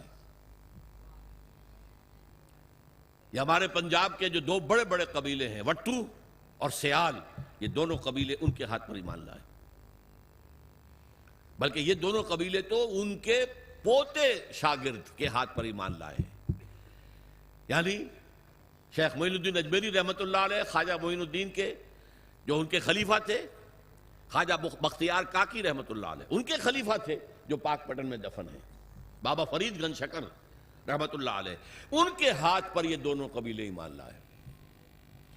بہرحال یہ کام کیا ہے مسلمانوں نے، پہلے کیا ہے بحیثیت امت، بحیثیت قوم، بحیثیت حکومت۔ اللہ کے دین کو پھیلانا ہے، اللہ کا قانون نافذ کرنا ہے۔ کس لیے گئے تھے وہ؟ کیا وہ دنیا بنانے گئے تھے؟ شہادت ہے مطلوب و مقصود مومن، نہ مال غنیمت نہ کشور کشائی۔ پھر جب عام مسلمان اور بادشاہ جو ہے ہمارے بن گئے، وہ بھی عیش پرست ہو گئے، محل بنانے شروع کر دیے، جو دنیا میں اور عیاشیاں ہو کرتے تھے بادشاہ انہوں نے بھی شروع کر دی، تو پھر صوفیاء کرام نے وہ جھنڈا سنبھال لیا، ان کے ذریعے سے یہ دعوت پھیلی ہے۔ یہ عرب تاجر تھے، وہ اپنے حسن خلق کی بنیاد پر، یہ سارا جو ہندوستان کا مغربی ساحل ہے جسے مالابار کہتے ہیں آپ، یہاں سارا اسلام جو آیا عرب تاجروں کی وجہ سے آیا۔ پورا یہ ملک جو ہے انڈونیشیا، ملیشیا، یہ ملایا، سماٹرا، جاوا، یہ سارے یہ بھی عرب تاجروں کی وجہ سے ایمان لائے۔ وہاں کبھی چڑھائی نہیں کی گئی، کبھی وہاں تلوار نہیں اٹھی اسلام کے لیے، بلکہ عرب تاجروں کی تبلیغ سے اور ان کی خوش خلقی، ان کے ان کے جو کاروبار میں صداقت اور امانت کے عنصر دیکھے تو ایمان لے آئے لوگ۔ بہرحال یہ جان لیجئے کہ اس کے بعد سے جب کہ یہ ادارہ بھی کم ہو گیا، کمزور ہو گیا، اب امت مسلمہ وہ کام سرے سے نہیں کر رہی۔ یہ وہ جرم ہے بحیثیت امت جو ہمیں کام کرنا چاہیے تھا۔ ہم امین ہیں قرآن کے، ہم امین ہیں اللہ کی شریعت کے، اور فخر کرتے ہیں ہم اس پر۔ سارے نبیوں سے افضل ہمارا نبی یقیناً ہے، لیکن اس افضل نبی صلی اللہ علیہ وسلم نے آپ پر کیا ذمہ داری ڈالی تھی؟ بلغوا انی ولو آیا، میرا کوئی ایک بھی امتی نہ رہ جائے جو قرآن کی تبلیغ نہ کرے، چاہے ایک ہی آیت آتی ہے ایک ہی آیت کی تبلیغ کرے۔ یہ حدیث ہے کہ نہیں رسول کی؟ کوئی میرا امتی فارغ نہ رہے اس سے۔ یہ کام ہے جو بحیثیت امتی ہمارے کندھے پر ہے۔ یوں سمجھیے کہ خطبہ حجۃ الوداع میں وہ بوجھ حضور کے کندھے سے اتر کر امت کے کندھے پر آ گیا۔ اسی لیے میں کہا کرتا ہوں سائی آف ریلیف، اے اللہ تو بھی گواہ ہے، یہ مان رہے ہیں میں نے پہنچا دیا ہے، میرے اوپر اب کوئی بوجھ نہیں۔ اِنَّا سَنُلْقِي عَلَيْكَ قَوْلًا ثَقِيلًا، وہ بھاری بات کا بوجھ میرے کندھے سے اتر گیا۔ یہ شہادت ہے، اور اس کے لیے قرآن مجید میں دو جگہ آیا۔ ایک صورت ہے سورہ حج جو مکی دور کی آخری صورتوں میں سے ہے، ایک صورت ہے سورہ بقرہ جو مدنی دور کی پہلی صورت ہے۔ ان دونوں میں درمیان میں ہجرت ہے، ادھر سورہ حج ادھر سورہ بقرہ۔ سورہ حج میں فرمایا اے مسلمانوں جاہدوا فی اللہ حق جہادہ، جہاد کرو اللہ کی راہ میں جتنا کہ اس کی جہاد کا حق ہے۔ اور کس لیے کرو؟ لِيَكُونَ الرَّسُولُ شَهِيدًا عَلَيْكُمْ وَتَكُونُوا شُهَدَاءَ عَلَى النَّاسِ، تاکہ ہمارے رسول صلی اللہ علیہ وسلم وہ تمہارے خلاف گواہی دے قیامت میں کھڑے ہو کر کے اللہ تیرا دین جو میرے پاس آیا تھا میں نے پہنچا دیا تھا، اور تم یہی گواہی دو کھڑے ہو کر اے اللہ تیرے نبی سے جو دین ہمیں ملا ہم نے پوری دنیا میں پھیلا دیا تھا۔ یہ مقصد ہے اس امت کی تشکیل کا۔ انسانوں کی تخلیق عبادت رب کے لیے، تشکیل امت یہ اس مقصد کے لیے ہے۔ اسی لیے جب امت کی باقاعدہ تاج پوشی ہوئی ہے، یہ لفظ ذرا آپ چونکیں گے، جیسے کسی بادشاہ کے مرنے کے بعد پھر دوسرا بادشاہ آتا ہے تو اس کی تاج پوشی ہوتی ہے نا۔ 2000 سال تک یہودی بنی اسرائیل اس مقام پر فائز تھے۔ اللہ کی کتاب اور شریعت کے امین وہ تھے، تورات انہیں دی گئی تھی، 20 نبی ان کے ہاں آئے، 3 کتابیں انہیں دی گئیں، تورات بھی، زبور بھی، انجیل بھی۔ لیکن حضور کی بعثت کے بعد بنی اسرائیل معزول کر دیے گئے، ایک نئی امت نبوت اور رسالت محمدی کی بنیاد پر وجود میں آئی، وہ امت مسلمہ ہے جس کو ہم بدنام کرنے والے ہیں۔ بدنام کنندگان نکو نامے چند، ہم اپنے اسلاف کو بدنام کرنے والے ہیں آج دنیا میں۔ لیکن ہمارا منصب یہ ہے، یہ جو کورونیشن ہوئی ہے کب ہوئی ہے؟ تحویل قبلہ۔ حضور نے 16 مہینے نماز پڑھی ہے بیت المقدس کی طرف رخ کر کے مدینے جانے کے بعد، پھر حکم آ گیا فَوَلِّ وَجْهَكَ شَطْرَ الْمَسْجِدِ الْحَرَامِ، اب قبلہ بدل دو، شمال کی بجائے جنوب کی طرف رخ کرو، خانہ کعبہ کی طرف رخ کرو۔ یہ علامت تھی کہ اس مرکز والی امت معزول، بنو اسرائیل کا مرکز وہ تھا بیت المقدس، وہ مسجد جو حضرت سلیمان نے بنائی تھی، جسے یہ لوگ ٹیمپل کہہ دیتے ہیں، ہیکل کہہ دیتے ہیں، ہمارے نزدیک تو مسجد اقصیٰ تھی۔ وہ حضرت ابراہیم نے، اسماعیل نے علیہ السلام خانہ کعبہ کی تعمیر نو کی تھی، حضرت سلیمان نے یہ جو بیت المقدس کے اندر مسجد بنائی۔ بہرحال وہ مرکز ختم، وہ امت معزول، اب خانہ کعبہ کے گرد اور نبوت اور رسالت محمدی کی اساس پر نئی امت، امت مسلمہ۔ اور اس کے لیے فرمایا وَكَذَلِكَ جَعَلْنَاكُمْ أُمَّةً وَسَطًا لِتَكُونُوا شُهَدَاءَ عَلَى النَّاسِ وَيَكُونَ الرَّسُولُ عَلَيْكُمْ شَهِيدًا، وہی بات جو وہاں کہی گئی لِيَكُونَ الرَّسُولُ شَهِيدًا عَلَيْكُمْ وَتَكُونُوا شُهَدَاءَ عَلَى النَّاسِ، رسول کا ذکر پہلے، امت کا بعد میں، اور یہاں امت کا پہلے كَذَلِكَ جَعَلْنَاكُمْ أُمَّةً وَسَطًا لِتَكُونُوا شُهَدَاءَ عَلَى النَّاسِ وَيَكُونَ الرَّسُولُ عَلَيْكُمْ شَهِيدًا۔ اس مقصد کے لیے جد و جہد، اس کے لیے محنت، اس کے لیے جان کھپانا، اس کے لیے قوت، اس کے لیے صلاحیت خرچ کرنا، مال خرچ کرنا، انفاق کرنا، یہ ہے محمد الرسول اللہ پر ایمان کا تقاضا۔ اب اس میں ایک بات اور سمجھ لیجئے، دین کا پہنچانا ایک ہے قول سے، ایک ہے اپنے عمل سے۔ آپ جو بات کہہ رہے ہیں اس پر عمل کر کے بھی تو دکھائیے نا، ورنہ دیگراں را نصیحت خود را فضیحت، لوگ کہیں گے تم کہتے کچھ اور ہو کرتے کچھ اور ہو، کیا دعوت دے رہے ہو، میں کیا تبلیغ کر رہے ہیں؟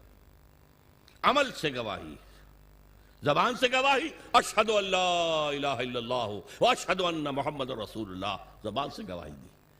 اب تمہارے عمل سے، تمہارے وجود سے، تمہارے رویے سے، تمہارے کردار سے، تمہاری شخصیت سے ثبوت ملنا چاہیے کہ واقعی تم اللہ اور اس کے رسول کے ماننے والے ہو۔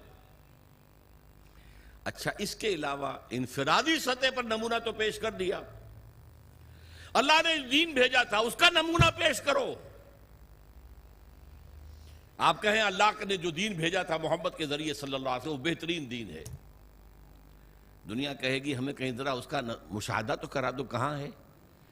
تم 1.5 ارب مسلمان دنیا میں رہتے ہو، اور کتنے بڑی علاقے جو ہیں مسلمانوں کے حکومتوں میں، ملکوں کے اندر شامل ہیں، کہیں ہمیں دکھاؤ کہاں ہے وہ نظام؟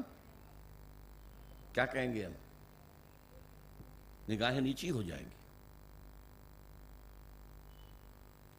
تاریخ کا ایک واقعہ آپ کو سناتا ہوں۔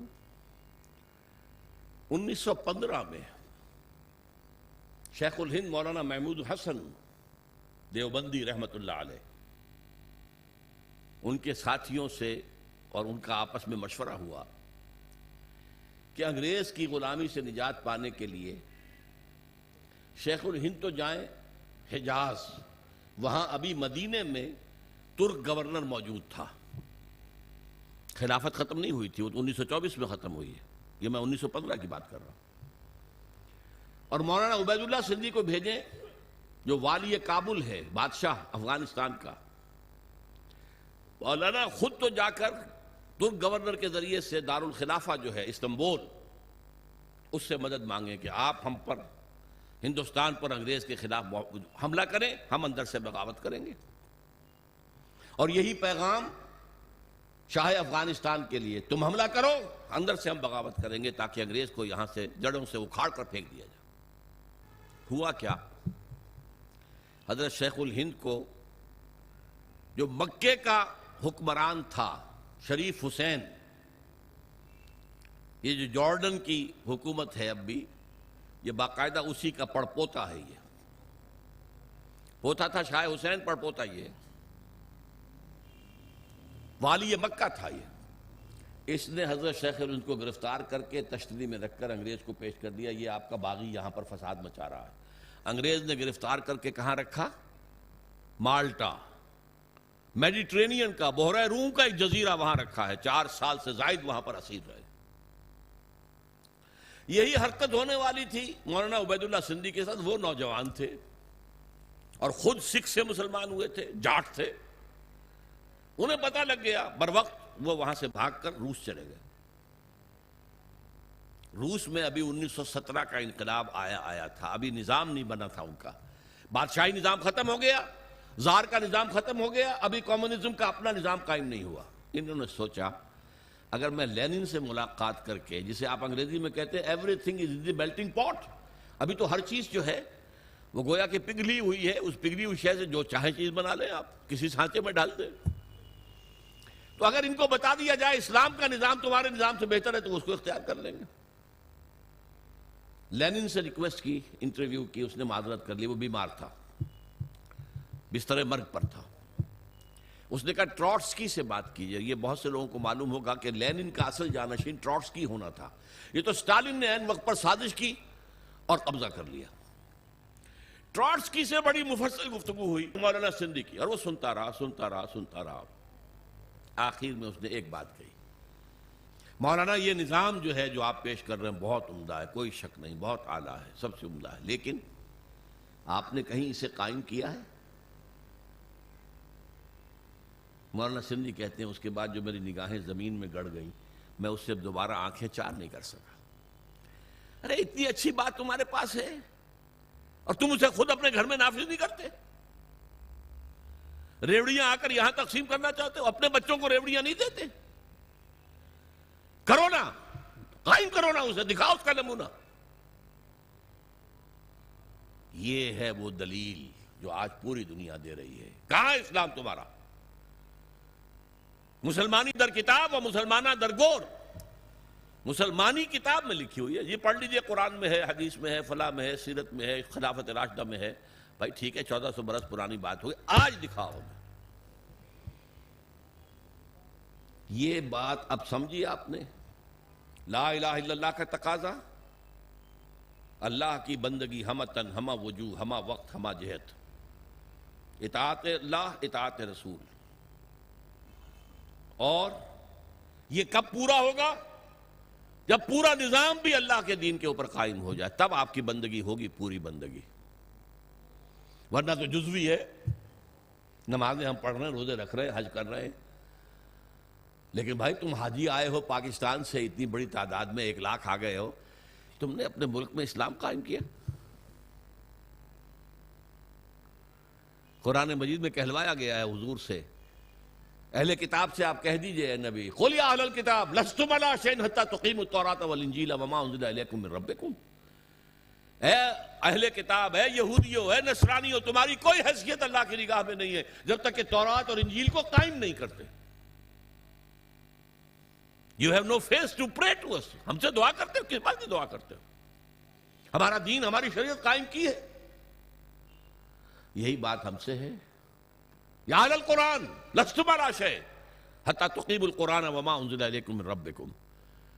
اے قرآن والو, قرآن پہ ایمان رکھنے کے دعوے دارو, تمہاری کوئی حیثیت نہیں ہے ہم سے بات کرنے کی جب تک کہ قرآن کو, اس کے نظام کو, اس کے قوانین کو, اور قرآن کے ساتھ اور جو نازل کیا گیا وہی خفی ہے, جو حدیث نبوی ہے وہ وہی خفی ہے, اس کو جب تک قائم نہیں کرتے تمہاری کوئی حیثیت نہیں. پہلی بات یہ ہو گئی. یہ عبادت مکمل کب ہوگی؟ جب پورا نظام اللہ کے قانون پر قائم ہو جائے. محمد الرسول اللہ کا تقاضا کیا ہے؟ دین کی دعوت, دین کی تبلیغ, قول سے, عمل سے, انفرادی سطح پر, اجتماعی سطح پر. یہ اسی وقت حق ادا ہوگا جب آپ اسلام کا نظام قائم کر کے دنیا کو دکھا دیں اور آپ کہہ سکیں come and see with your own eyes, آؤ مشرق کے لوگوں آؤ, مغرب کے لوگوں آؤ, اے جاپانیوں آؤ, اے امریکیوں آؤ, دیکھو یہ نظام ہے محمد کا لایا ہوا صلی اللہ علیہ وسلم. See it with your own eyes. اس سے بہتر نظام کوئی ہو سکتا ہے بتاؤ؟ یہاں کوئی ریپریشن ہے, کوئی جبر ہے, یہاں کوئی ایکسپلائٹیشن ہے, یہاں کوئی امیر غریب کا خون چوس رہا ہے, یہاں کوئی بھوک کے مارے خودکشی کر رہا ہے؟ آپ دیکھو نا, ایک ایک شہری کی بنیادی ضروریات کی کفالت ہم کر رہے ہیں, ایک ایک کی. یہ نظام خلافت ہے, قائم کر کے دکھاؤ نا. پھر دنیا نہ مانے تو وہ مجرم, اور تم قائم کر کے نہیں دکھا سکتے تو پھر تم مجرم ہو, دنیا کیا مانے گی؟ یہ جو 5 ریاستیں ابھی آزاد ہو گئی, مسلمان ریاستیں سینٹرل ایشیا کی, میں نے آج جمعے کے خطبے میں بھی ذکر کیا تھا کہ علامہ سید جمال الدین افغانی نے یہ کہا تھا کہ اس پاکستان کا یہ حصہ جو پاکستان میں ہندوستان سے کاٹ کر اور افغانستان شامل کر کے, اور یہ روسی ترکستان کی مسلمان جو ہیں ریاستیں, اس وقت تک ابھی کمیونسٹ ریولوشن نہیں آیا تھا. 1897 میں تو ان کا انتقال ہو گیا. کمیونسٹ ریولوشن 1917 میں آ رہا ہے, 20 برس کے بعد. اس وقت تک وہ اسلامی ریاستیں تھیں, مسلمان ریاستیں, ان کو ملا کر ایک بلاک بنا دیا جائے, اور اس بلاک کے اندر پھر اسلام کی ایک جھلک دنیا کو دکھائی جائے. یہ ہے اسلام.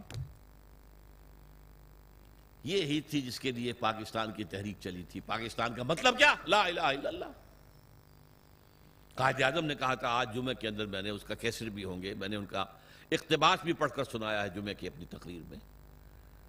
اور علامہ اقبال نے جو کہا تھا کہ یہ یقینی ہے, شدنی امر ہے کہ ہندوستان کے شمال مغرب میں ایک آزاد مسلمان ریاست قائم ہوگی، اور اگر ایسا ہو گیا تو ہمیں موقع مل جائے گا کہ دور ملوکیت، دور بنو امیہ، دور بنو عباس، سلاطین عثمانی، ان کے دور میں اسلام کے چہرے پر جو بدنما داغ اور دھبے آ گئے تھے انہیں ہٹا کر صحیح اسلام کا نقشہ پیش کریں۔ اس کام کے لیے پاکستان بنا تھا، and we have failed utterly, بالکل ناکام ہو گئے۔ اسی لیے آج کی نوجوان نسل پوچھتے کیوں بنایا تھا اسلام؟ وہی تہذیب جو وہاں ہے وہی یہاں ہے، وہی بینکنگ کا سسٹم جو وہاں ہے وہ یہاں ہے، وہ بلکہ ایک معاملے میں بہتر رہے، انہوں نے جاگیرداری تو فوراً ختم کر دی تھی، ہمارے تو سروں پر جاگیردار وڈیرا بیٹھا ہوا ابھی تک، وہ بہتر رہے۔ اس لیے وہاں عوامی سیاست ہے، یہاں عوامی سیاست کیا آئے گی؟ عوامی سیاست شہروں میں آ سکتی ہے، کراچی میں، لاہور میں، بڑے شہروں میں۔ باقی جو 70-80% لوگ ہیں وہ تو وڈیروں کے انگوٹھے تلے ہیں، جاگیردار وڈیرے، بڑے زمیندار، اور بلوچستان کے سردار اور سرحد کے قوانین، یہ وہی تو ہے نا۔ بہرحال ایک تقاضا لا الہ الا اللہ کا وہ بھی مکمل ہوتا ہے اگر پورا دین جو ہے قائم ہو اور آپ کی بندگی خالص ہو جائے اللہ کے لیے۔ ایک تقاضا محمد الرسول اللہ کے امتی ہونے کا صلی اللہ علیہ وسلم، کہ دین کی دعوت اور تبلیغ اور اس کی شہادت کا حق ادا کر دو، اور یہ حق بھی بتمام و کمال کب پورا ہوگا؟ جب پورا اسلام کا نظام قائم کر کے دنیا کو دکھاؤ اور بلاؤ انہیں، آؤ دیکھو دس از اسلام، دیکھ لو اس کی برکتیں، دیکھ لو یہاں کوئی ایکسپلائٹیشن نہیں ہے، یہاں کوئی ڈسکرمنیشن نہیں ہے، یہاں کوئی ریپریشن نہیں ہے، کوئی ظلم نہیں ہے، آؤ دیکھو امن ہے، کوئی چوری نہیں ہے، کوئی ڈکیتی نہیں ہے، کچھ نہیں ہے۔ جب تک ہم یہ نہیں کرتے ہم رسول کے امتی ہونے کا حق ادا نہیں کر رہے۔ یہ جو میں نے 2 چیزیں بتائیں آپ کو، لا الہ الا اللہ عبادت، اور اس کی بھی چوٹی کیا ہے؟ دین کو قائم کرنا، محمد الرسول اللہ شہادت علی الناس، اس کی تکمیل بھی کب ہوگی؟ جب پورے دین کا ایک نقشہ دنیا کے سامنے عملاً پیش کر دیا جائے۔ یہ دونوں جڑ گئے نا۔ اب ایک مثلث ذہن میں رکھیے، مثلث 3 اس کے ہوتے ہیں نا سائڈز، بیس ہے، بیس کے کونوں کے اوپر دونوں اینگلز کیا ہیں؟ لا الہ الا اللہ محمد الرسول اللہ۔ لا الہ الا اللہ کا تقاضا عبادت، عبادت رب، ہمہ تن، ہمہ وقت، ہمہ وجوہ، ہمہ جہد، اور اس کی تکمیل بھی ہوتی ہے اقامت دین پر، دین کو قائم کرو۔ اور محمد الرسول اللہ کا تقاضا شہادت علی الناس، اس کی تکمیل بھی ہوتی ہے اقامت دین پر۔ یہ دونوں بازو آ کر اوپر مل گئے تو یہ مثلث بن گئی، لا الہ الا اللہ عبادت رب، محمد الرسول اللہ شہادت علی الناس، دونوں کی تکمیل اقامت دین۔ یہ ہے وہ کام جس کے لیے کچھ تحریکیں چلیں، پچھلی صدی میں چلی ہیں، اب تو ہم 21ویں صدی میں آ گئے۔ اس سے تقریباً 200-300 برس پہلے ہم غلام تھے، کہیں ہم انگریزوں کے غلام تھے، کہیں فرانسیسیوں کے تھے، کہیں اطالویوں کے تھے، کہیں اسپینیڈز کے تھے۔ یہ ہماری غلامی کا دور تھا۔ پچھلی صدی کے وسط میں یہ ممالک ایک ایک کر کے آزاد ہوئے۔ 1947 میں ہم آزاد ہو گئے، 1-2 خطوں پر مشتمل پاکستان وجود میں آ گئے۔ انڈونیشیا آزاد ہو گیا، ملائیشیا آزاد ہو گیا، سیو کارنوں کی زیر قیادت تحریک چلی۔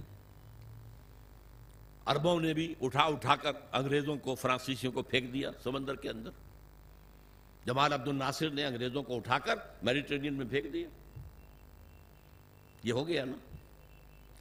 تو ایک خواہش پیدا ہوئی مسلمانوں کے دل میں، جیسے کوئی شخص گہری نیند سے بیدار ہو جائے، اسے یاد آئے یہ ہم پر انگریزی نظام تھا، فرانسیسی نظام تھا، فلاں نظام تھا، اب ہم آزاد ہیں، ہم اپنے نظام کو قائم کریں۔ اب تو ہم آزاد ہیں نا، ہمارا بھی ایک نظام تھا نا جو محمد رسول اللہ نے قائم کیا تھا 1400 برس قبل، جو 30 برس کامل شکل میں جو ہے دنیا کے اندر نافذ رہا، کامل شکل میں۔ پھر رفتہ رفتہ پہلے 6ٹھی منزل گری ہے، 6 منزلہ عمارت تھی، پھر کچھ عرصے کے بعد 5ویں گری ہے، گرتے گرتے پھر وہ 0 ہوئی ہے، جبکہ آ کر ہم پر یہ مغربی قوتیں جو ہیں حکمران ہو گئی۔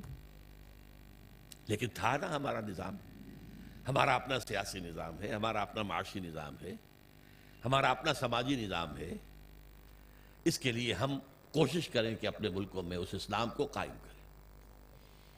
ایک ہی وقت میں یہ تحریکیں اٹھی، مخزومی پارٹی انڈونیشیا میں، جماعت اسلامی بر عظیم پاک و ہند میں، فدائین اسلام ایران میں، الاخوان المسلمون بہت بڑی تحریک مصر میں، اور وہ پورے عالم عرب میں پھیل گئی۔ بدقسمتی سے تاحال ان میں سے کسی تحریک کو کوئی کامیابی حاصل نہیں ہوئی۔ اس کے کچھ اسباب ہیں، میں صرف اشارہ کروں گا۔ ہم سے ایک تو غلطی یہ ہوئی کہ ہم نے سمجھا مسلمان ہیں تو گویا کہ ایمان بھی ہمارے دلوں میں موجود ہے، حالانکہ حقیقت یہ ہے کہ ہمارے دلوں میں ایمان موجود نہیں ہے، شہادت ہے اشہد ان لا الہ الا اللہ و اشہد ان محمد رسول اللہ، یہ اسلام کی جڑ ہے۔ اسلام تو ہے، وہ تو موروثی طور پر مل گیا ہمیں، ماں باپ ہمارے مسلمان تھے، مسلمان ہو گئے۔ دلوں میں یقین والی کیفیت نہیں ہے، جب تک وہ پیدا نہیں ہوگی، جیسا ویسا ایمان جیسا صحابہ کرام کا تھا، اس وقت تک دین قائم نہیں ہو سکتا۔ اس کے لیے جو قربانیاں دینی پڑتی ہیں وہ یقین والے ایمان کے ساتھ ہی ہو سکتی ہیں، محض یہ شہادت اور لپ سروس کے ذریعے نہیں ہو سکتی۔ اور دوسری غلطی یہ کی کہ ہم نے بھی دنیا میں کچھ نظام قائم کرنے کے جو دنیا میں مروجہ طریقے تھے وہ اختیار کر لیے، حالانکہ یہ کام تاریخ میں صرف ایک مرتبہ ہوا تھا، صرف ایک رسول کے ذریعے سے۔ حضرت ابراہیم کے ذریعے سے کوئی نظام قائم نہیں ہوا تھا، نہ حضرت موسیٰ کے ذریعے ہوا، نہ حضرت عیسیٰ کے ذریعے ہوا، یہ صرف محمد رسول اللہ کے ذریعے ہوا۔ اب ہونا ہے دوبارہ، ہوگا انہی کی سیرت پر عمل کرتے ہوئے۔ لا يصلح آخر هذه الامة الا بما صلح به اولها، طریقہ کار وہاں سے لو۔ ہم نے طریقہ کار الیکشن پہ حصہ لے لو جی، اگر قوم ہمیں ووٹ دے دے گی ہم اسلام نافذ کر دیں گے۔ کیا انتخابات کے ذریعے سے حکومت میں کی ریاست جو مدینہ کی قائم ہو سکتی تھی؟ لیکن قریب کی بات سوچ لیجئے، کیا آیت اللہ خمینی ایران کے اندر برسر اقتدار آ سکتے تھے الیکشن کے ذریعے سے؟ ناممکن۔ یہ دو غلطیاں ہوئی ہیں جن کی وجہ سے یہ تحریکیں ناکام ہو گئی۔ بعض تحریکوں کا تو وجود ہی نہیں ہے، مخزومی پارٹی کا وجود ہی نہیں ہے، فدائین اسلام کا وجود ہی نہیں ہے، جماعت اسلامی ہے لیکن جیسا کہ میرے عزیز آپ کو بتا رہے تھے وہ انقلابی رنگ چھوڑ کر انتخابی سیاست کے دلدل میں پھنس گئی ہے موجود۔ الاخوان بھی اسی طریقے سے، وہ انقلابی راستے کو چھوڑ کر جو حسن البنا نے بتایا تھا وہ بھی الیکشن میں اور کچھ جو ہے ویلفیئر وغیرہ لوگوں کی بہبود کے کام کرنے میں لگ گئے۔ بہرحال یہ جد و جہد کرنا پہلے تو یہ سمجھیے میرا اور آپ کا فرض عین ہے، اس کے بغیر ہم بھی طاغوت کے ایجنٹ قرار پائیں گے۔ اگر ہم یہ جد و جہد نہیں کر رہے تو گویا کہ ہم بھی کافرانہ نظام کے وفادار ہیں، ایبیٹرز ہیں، اسے سپورٹ کر رہے ہیں، اس کے تحت پھلنے پھولنے کی کوشش کر رہے ہیں، جائیدادیں بڑھا لیں، کاروبار بڑھا لیں، ایک مل کے دو بنا لیں، دو کے تین بنا لیں۔ یہ سب کس نظام کے تحت ہو رہا ہے؟ باطل نظام، طاغوت کا نظام۔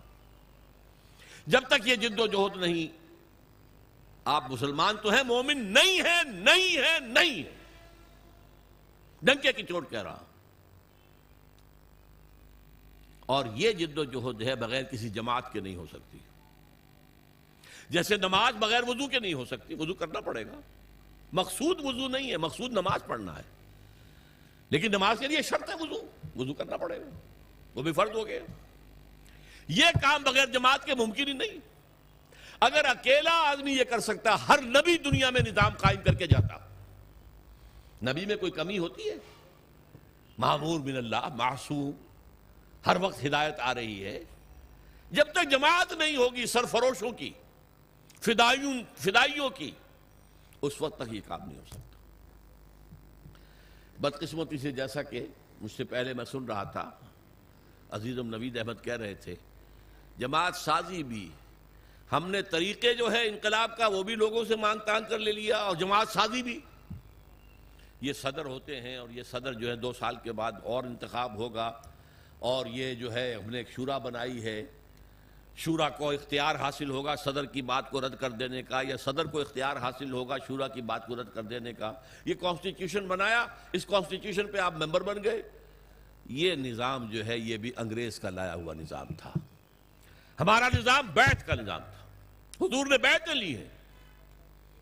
بایعنا رسول اللہ صلی اللہ علیہ وسلم علی السمع والطاعة فی العسر والیسر والمنشط والمکرہ وعلی اثرۃ علینا وعلی لا ننازع الامر اہلہ وعلی ان نقول بالحق اینما کنا لا نخاف فی اللہ لومۃ لائم. یہ متفق علیہ حدیث ہے، بخاری اور مسلم دونوں کی. اور جس حدیث کی صحت پر یہ دونوں بزرگ امام بخاری امام مسلم متفق ہو جائیں، جسے ہم متفق علیہ کہتے ہیں، وہ روایت کے اعتبار سے قرآن کے درجے کو پہنچ جاتی ہے. ہم نے بیعت کی تھی، حضرت عبادہ ابن صامت فرماتے ہیں اللہ کے رسول سے آپ کا ہر حکم سنیں گے اور اطاعت کریں گے، خواہ مشکل ہو خواہ آسان ہو، خواہ ہماری طبیعتیں آمادہ ہوں خواہ ہم اپنی طبیعتوں پر جبر کرنے پر مجبور ہو جائیں، خواہ آپ دوسروں کو ہم پر ترجیح دے دیں. ہم یہ نہیں کہیں گے کہ ہم آپ کے پرانے خادم تھے ہمیں چھوڑ کر آپ نے ایک نیو کمر کو ہمارے اوپر امیر کیسے بنا دیا. نہیں، یہ آپ کا پریروگیٹو ہوگا، یہ آپ کا اختیار ہوگا. جسے چاہیں امیر بنائیں، جسے امیر بنائیں گے ان سے بھی جھگڑیں گے نہیں، ان کی بھی اطاعت کریں گے. البتہ جہاں بھی ہوں گے جو ہماری رائے ہوگی وہ ضرور پیش کر دیں گے. یہ بیعت تھی جو محمد الرسول اللہ نے دی صلی اللہ علیہ وسلم سے. اس کی بنیاد پر وہ جماعت بنی ہے، سب اطاعت والی جماعت. سنو اور اطاعت کرو. اور اس کے بعد طریقہ کیا ہوگا؟ جو لوگ جن کے اندر ایمان حقیقتاً پیدا ہو جائے اس کا ثبوت کیا ہوگا؟ کم سے کم اس شریعت پر تو عمل کریں جس پر عمل کیا جا سکتا ہے.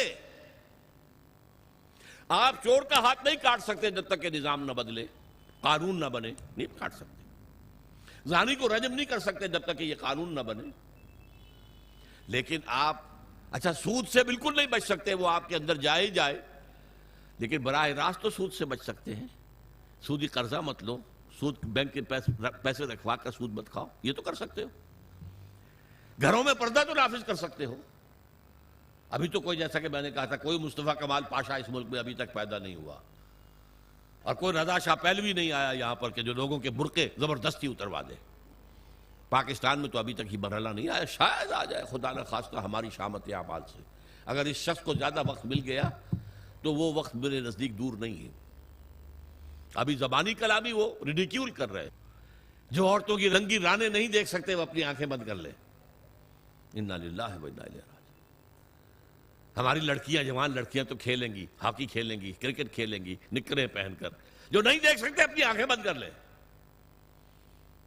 یہ باتیں تو شروع ہو گئی ہیں نا. اور یہ انتہا پسند ہے. اسلام کے پر عمل کرنا انتہا پسندی ہے. بہرحال جب تک ہمارے پاس اتنی طاقت نہیں ہو جاتی کہ ہم حکومت سے ٹکر بول لے سکیں، لیکن وہ ٹکر اسلام کی بنیاد پر ہو، اسلام کی بنیاد پر. ہمارے ہاں ٹکریں لی گئی ہیں جمہوریت کے نام پر. ایوب خان سے ٹکر لی گئی جمہوریت کے بنیاد پر. اس کے وطن سے برآمد ہو گئے ذوالفقار علی بھٹو صاحب. ان سے ٹکر لی گئی پی این اے کی بنیاد پر. وہ بھی الیکشن کا مسئلہ تھا، الیکشن میں ریگنگ ہوئی ہے اس پر. اسلام کی بات نہیں تھی. پی این اے پاکستان نیشنل الائنس تھا، اس میں اسلام کا نام ہی نہیں تھا. اور اسے بعد میں نظام مصطفیٰ تحریک کیا گیا تاکہ مسلمان قربانیاں دے گا تو وہ محمد کے نام پر دے گا صلی اللہ علیہ وسلم.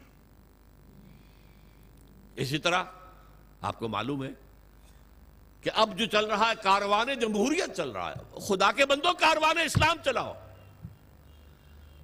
جمہوریت تو اپنی اصل کے اعتبار سے کفر ہے. جمہوریت کا اصول کیا ہے؟ Popular sovereignty. عوام کے ہاتھ میں حاکمیت ہے، وہ جو چاہیں قانون بنائیں. ان کے نمائندے جو ہیں وہ جو چاہیں گے قانون بنائیں گے. یہ تو کفر ہے، شرک ہے.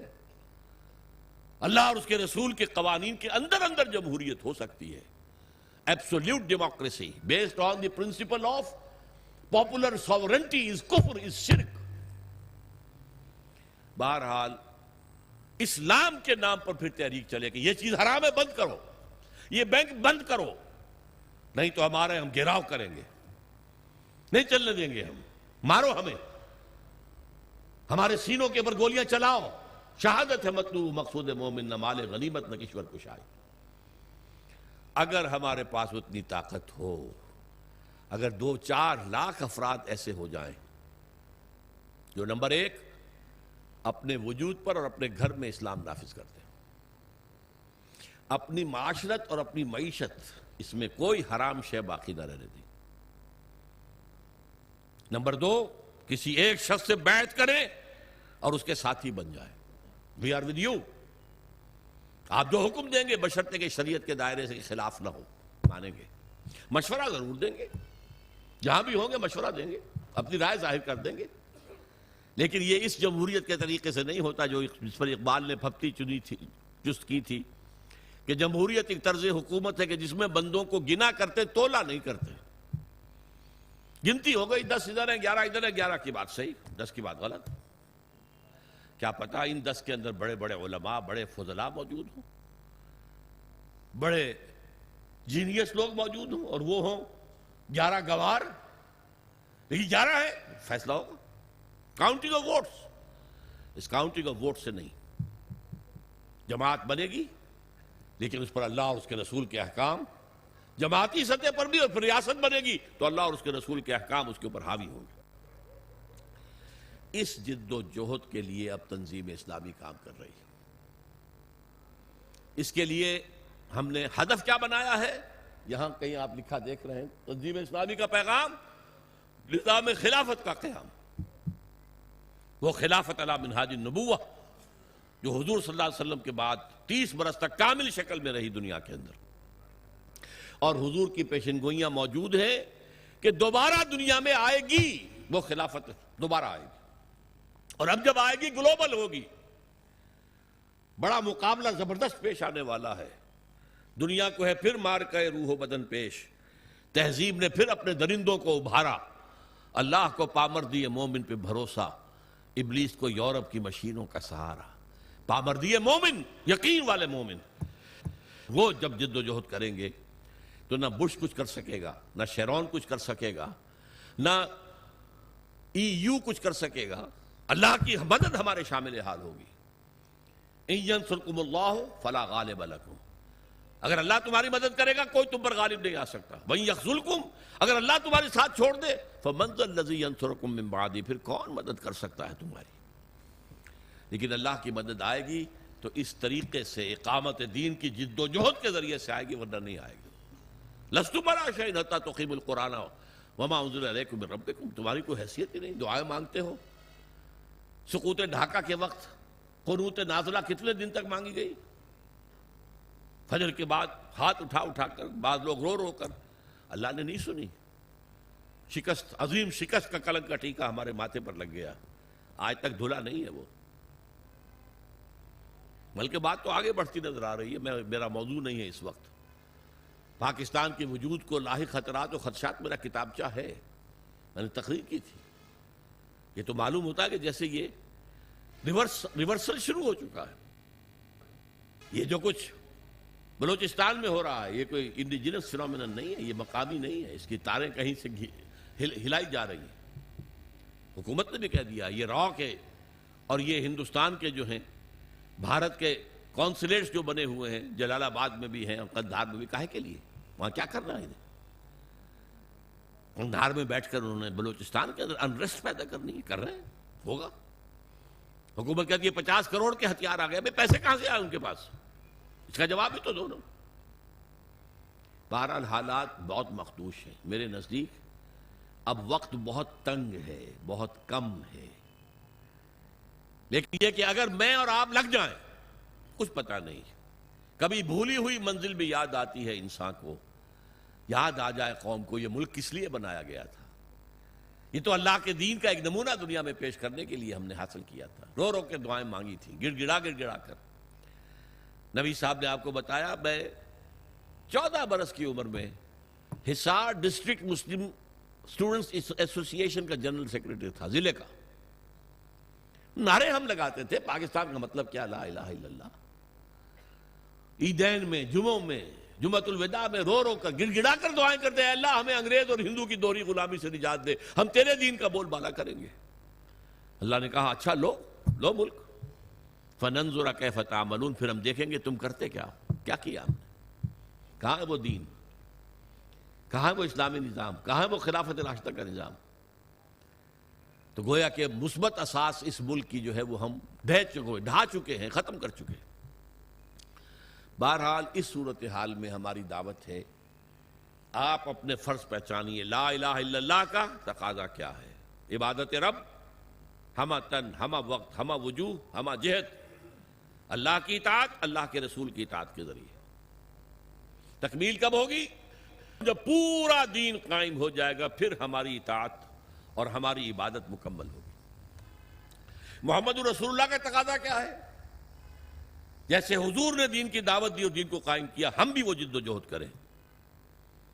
اور یہ شہادت علی الناس کا بھی حق اس وقت ادا ہوگا جب ہم دنیا کے سامنے کسی ملک میں اسلام قائم کر کے دکھا سکے، آؤ دیکھو یہ اسلام ہے، یہ محمد رسول اللہ کی رحمت للعالمین کا مظہر یہ ہے، یہ نظام۔ لہذا یہ دونوں بازو آ کر اقامت دین پہ جڑ جاتے ہیں۔ اقامت دین کے لیے، جد و جہد کے لیے پہلے ایمان، یقین والا ضروری ہے۔ اس کا منبع اور سرچشمہ قرآن حکیم ہے۔ میں اپنی زندگی کے 45 سال اس میں بسر کر چکا ہوں، بلکہ 50 سال قرآن کا پڑھنا اور پڑھانا، سیکھنا اور سکھانا، تاکہ ایمان پیدا ہو دلوں کے اندر۔ جماعت قائم ہوئی ہے، اللہ کا فضل ہے، اللہ کا شکر ہے۔ میرے بہت سے ساتھی ہیں اب جو درس قرآن اسی طریقے سے دے سکتے ہیں جیسے میں دیتا ہوں اور دیتا رہا ہوں، بلکہ بعد مجھ سے بہتر درس دے سکتے ہیں۔ یہ دوسری بات ہے کہ ابھی وہ معروف نہیں لوگوں کے اندر، تو اگر کہیں میرے درس کا اعلان ہو تو لوگ زیادہ آ جائیں گے، ہمارے نوجوان ساتھیوں کے درس کا اعلان ہو تو اتنے لوگ نہیں آئیں گے، یہ دوسری بات ہے۔ لیکن وہ کام ہو رہا ہے، تنظیم بھی قائم ہو چکی ہے، بیعت کی بنیاد پر قائم ہو چکی ہے۔ ہم نے سنت نبوی کو زندہ کیا، الحمدللہ ثم الحمدللہ، کہ بیعت کی بنیاد پر تنظیم ہے۔ وہ انگریزوں کے لائے ہوئے طریقوں پر ہم نے تنظیم اور جماعت نہیں بنائی ہے۔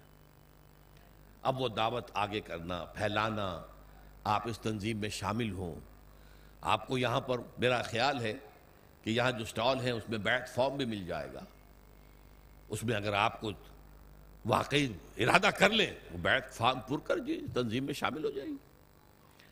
اگر آپ کو کوئی اشکالات ہیں تو ہمارے ساتھی ہیں، ہمارے دفاتر ہیں، وہاں پر جائیے، ان سے گفتگو کیجیے، ان سے آپ لٹریچر لیجیے، آڈیوز کے ویڈیوز لیجیے، دیکھیے، سوچیے، غور کیجیے، لیکن سیریسلی۔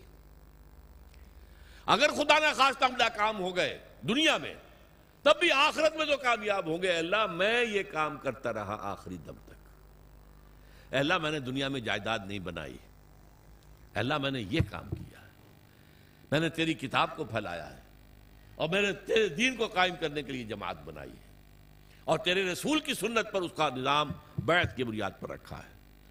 میں کم سے کم اللہ کے ہاں جا کر یہ تو کہہ سکوں گا نا، چاہے ہم قائم کر سکیں یا نہ کر سکیں، اور اگر کر دیں تو کیا کہنے، پاؤ 12 ہیں، پھر دنیا میں بھی اور آخرت میں دونوں میں کامیابی ہے۔ ورنہ آخرت کی کامیابی تو کہیں نہیں گئی۔ دنیا میں اگر ہم نہیں کامیاب ہوتے اور اسلامی انقلاب نہیں آتا اور خدا نہ خواستہ یہ ملک بھی ختم ہو جاتا جس کے آثار اب بہت قوی ہیں، تو بہرحال ہم آخرت قبضے سے سنوار لیں گے اگر ہم اس کام کے اندر تن من دھن لگاتے رہے۔ جیسے قرآن میں کہا گیا ہے، قل ان صلاتی و نسکی و محیایا و مماتی للہ رب العالمین، کہہ دو میری نماز، میری قربانی، میرا جینا، میرا مرنا سب اللہ کے لیے، میری زندگی کا مقصد تیرے دین کی سرفرازی، میں اسی لیے مسلمان، میں اسی لیے نمازی، نماز اسی لیے ہے۔ وَاسْتَعِينُوا بِالصَّبْرِ وَالصَّلَاةِ، مدد حاصل کرو صبر سے اور نماز سے۔ نماز جو ہے آپ کو قوت دے گی، اس کام کے لیے جد و جہد کرنے کی طاقت فراہم کرے گی۔ بہرحال یہ پیغام ہے، ہماری دینی ذمہ داریاں کلمہ طیبہ کے حوالے سے، یہ دو ٹرائنگل کے بیس پر جو کارنرز ہیں، عبادت لا الہ الا اللہ، شہادت محمد رسول اللہ، اور دونوں کی تکمیل ہوتی ہے جا کر اقامت دین پر۔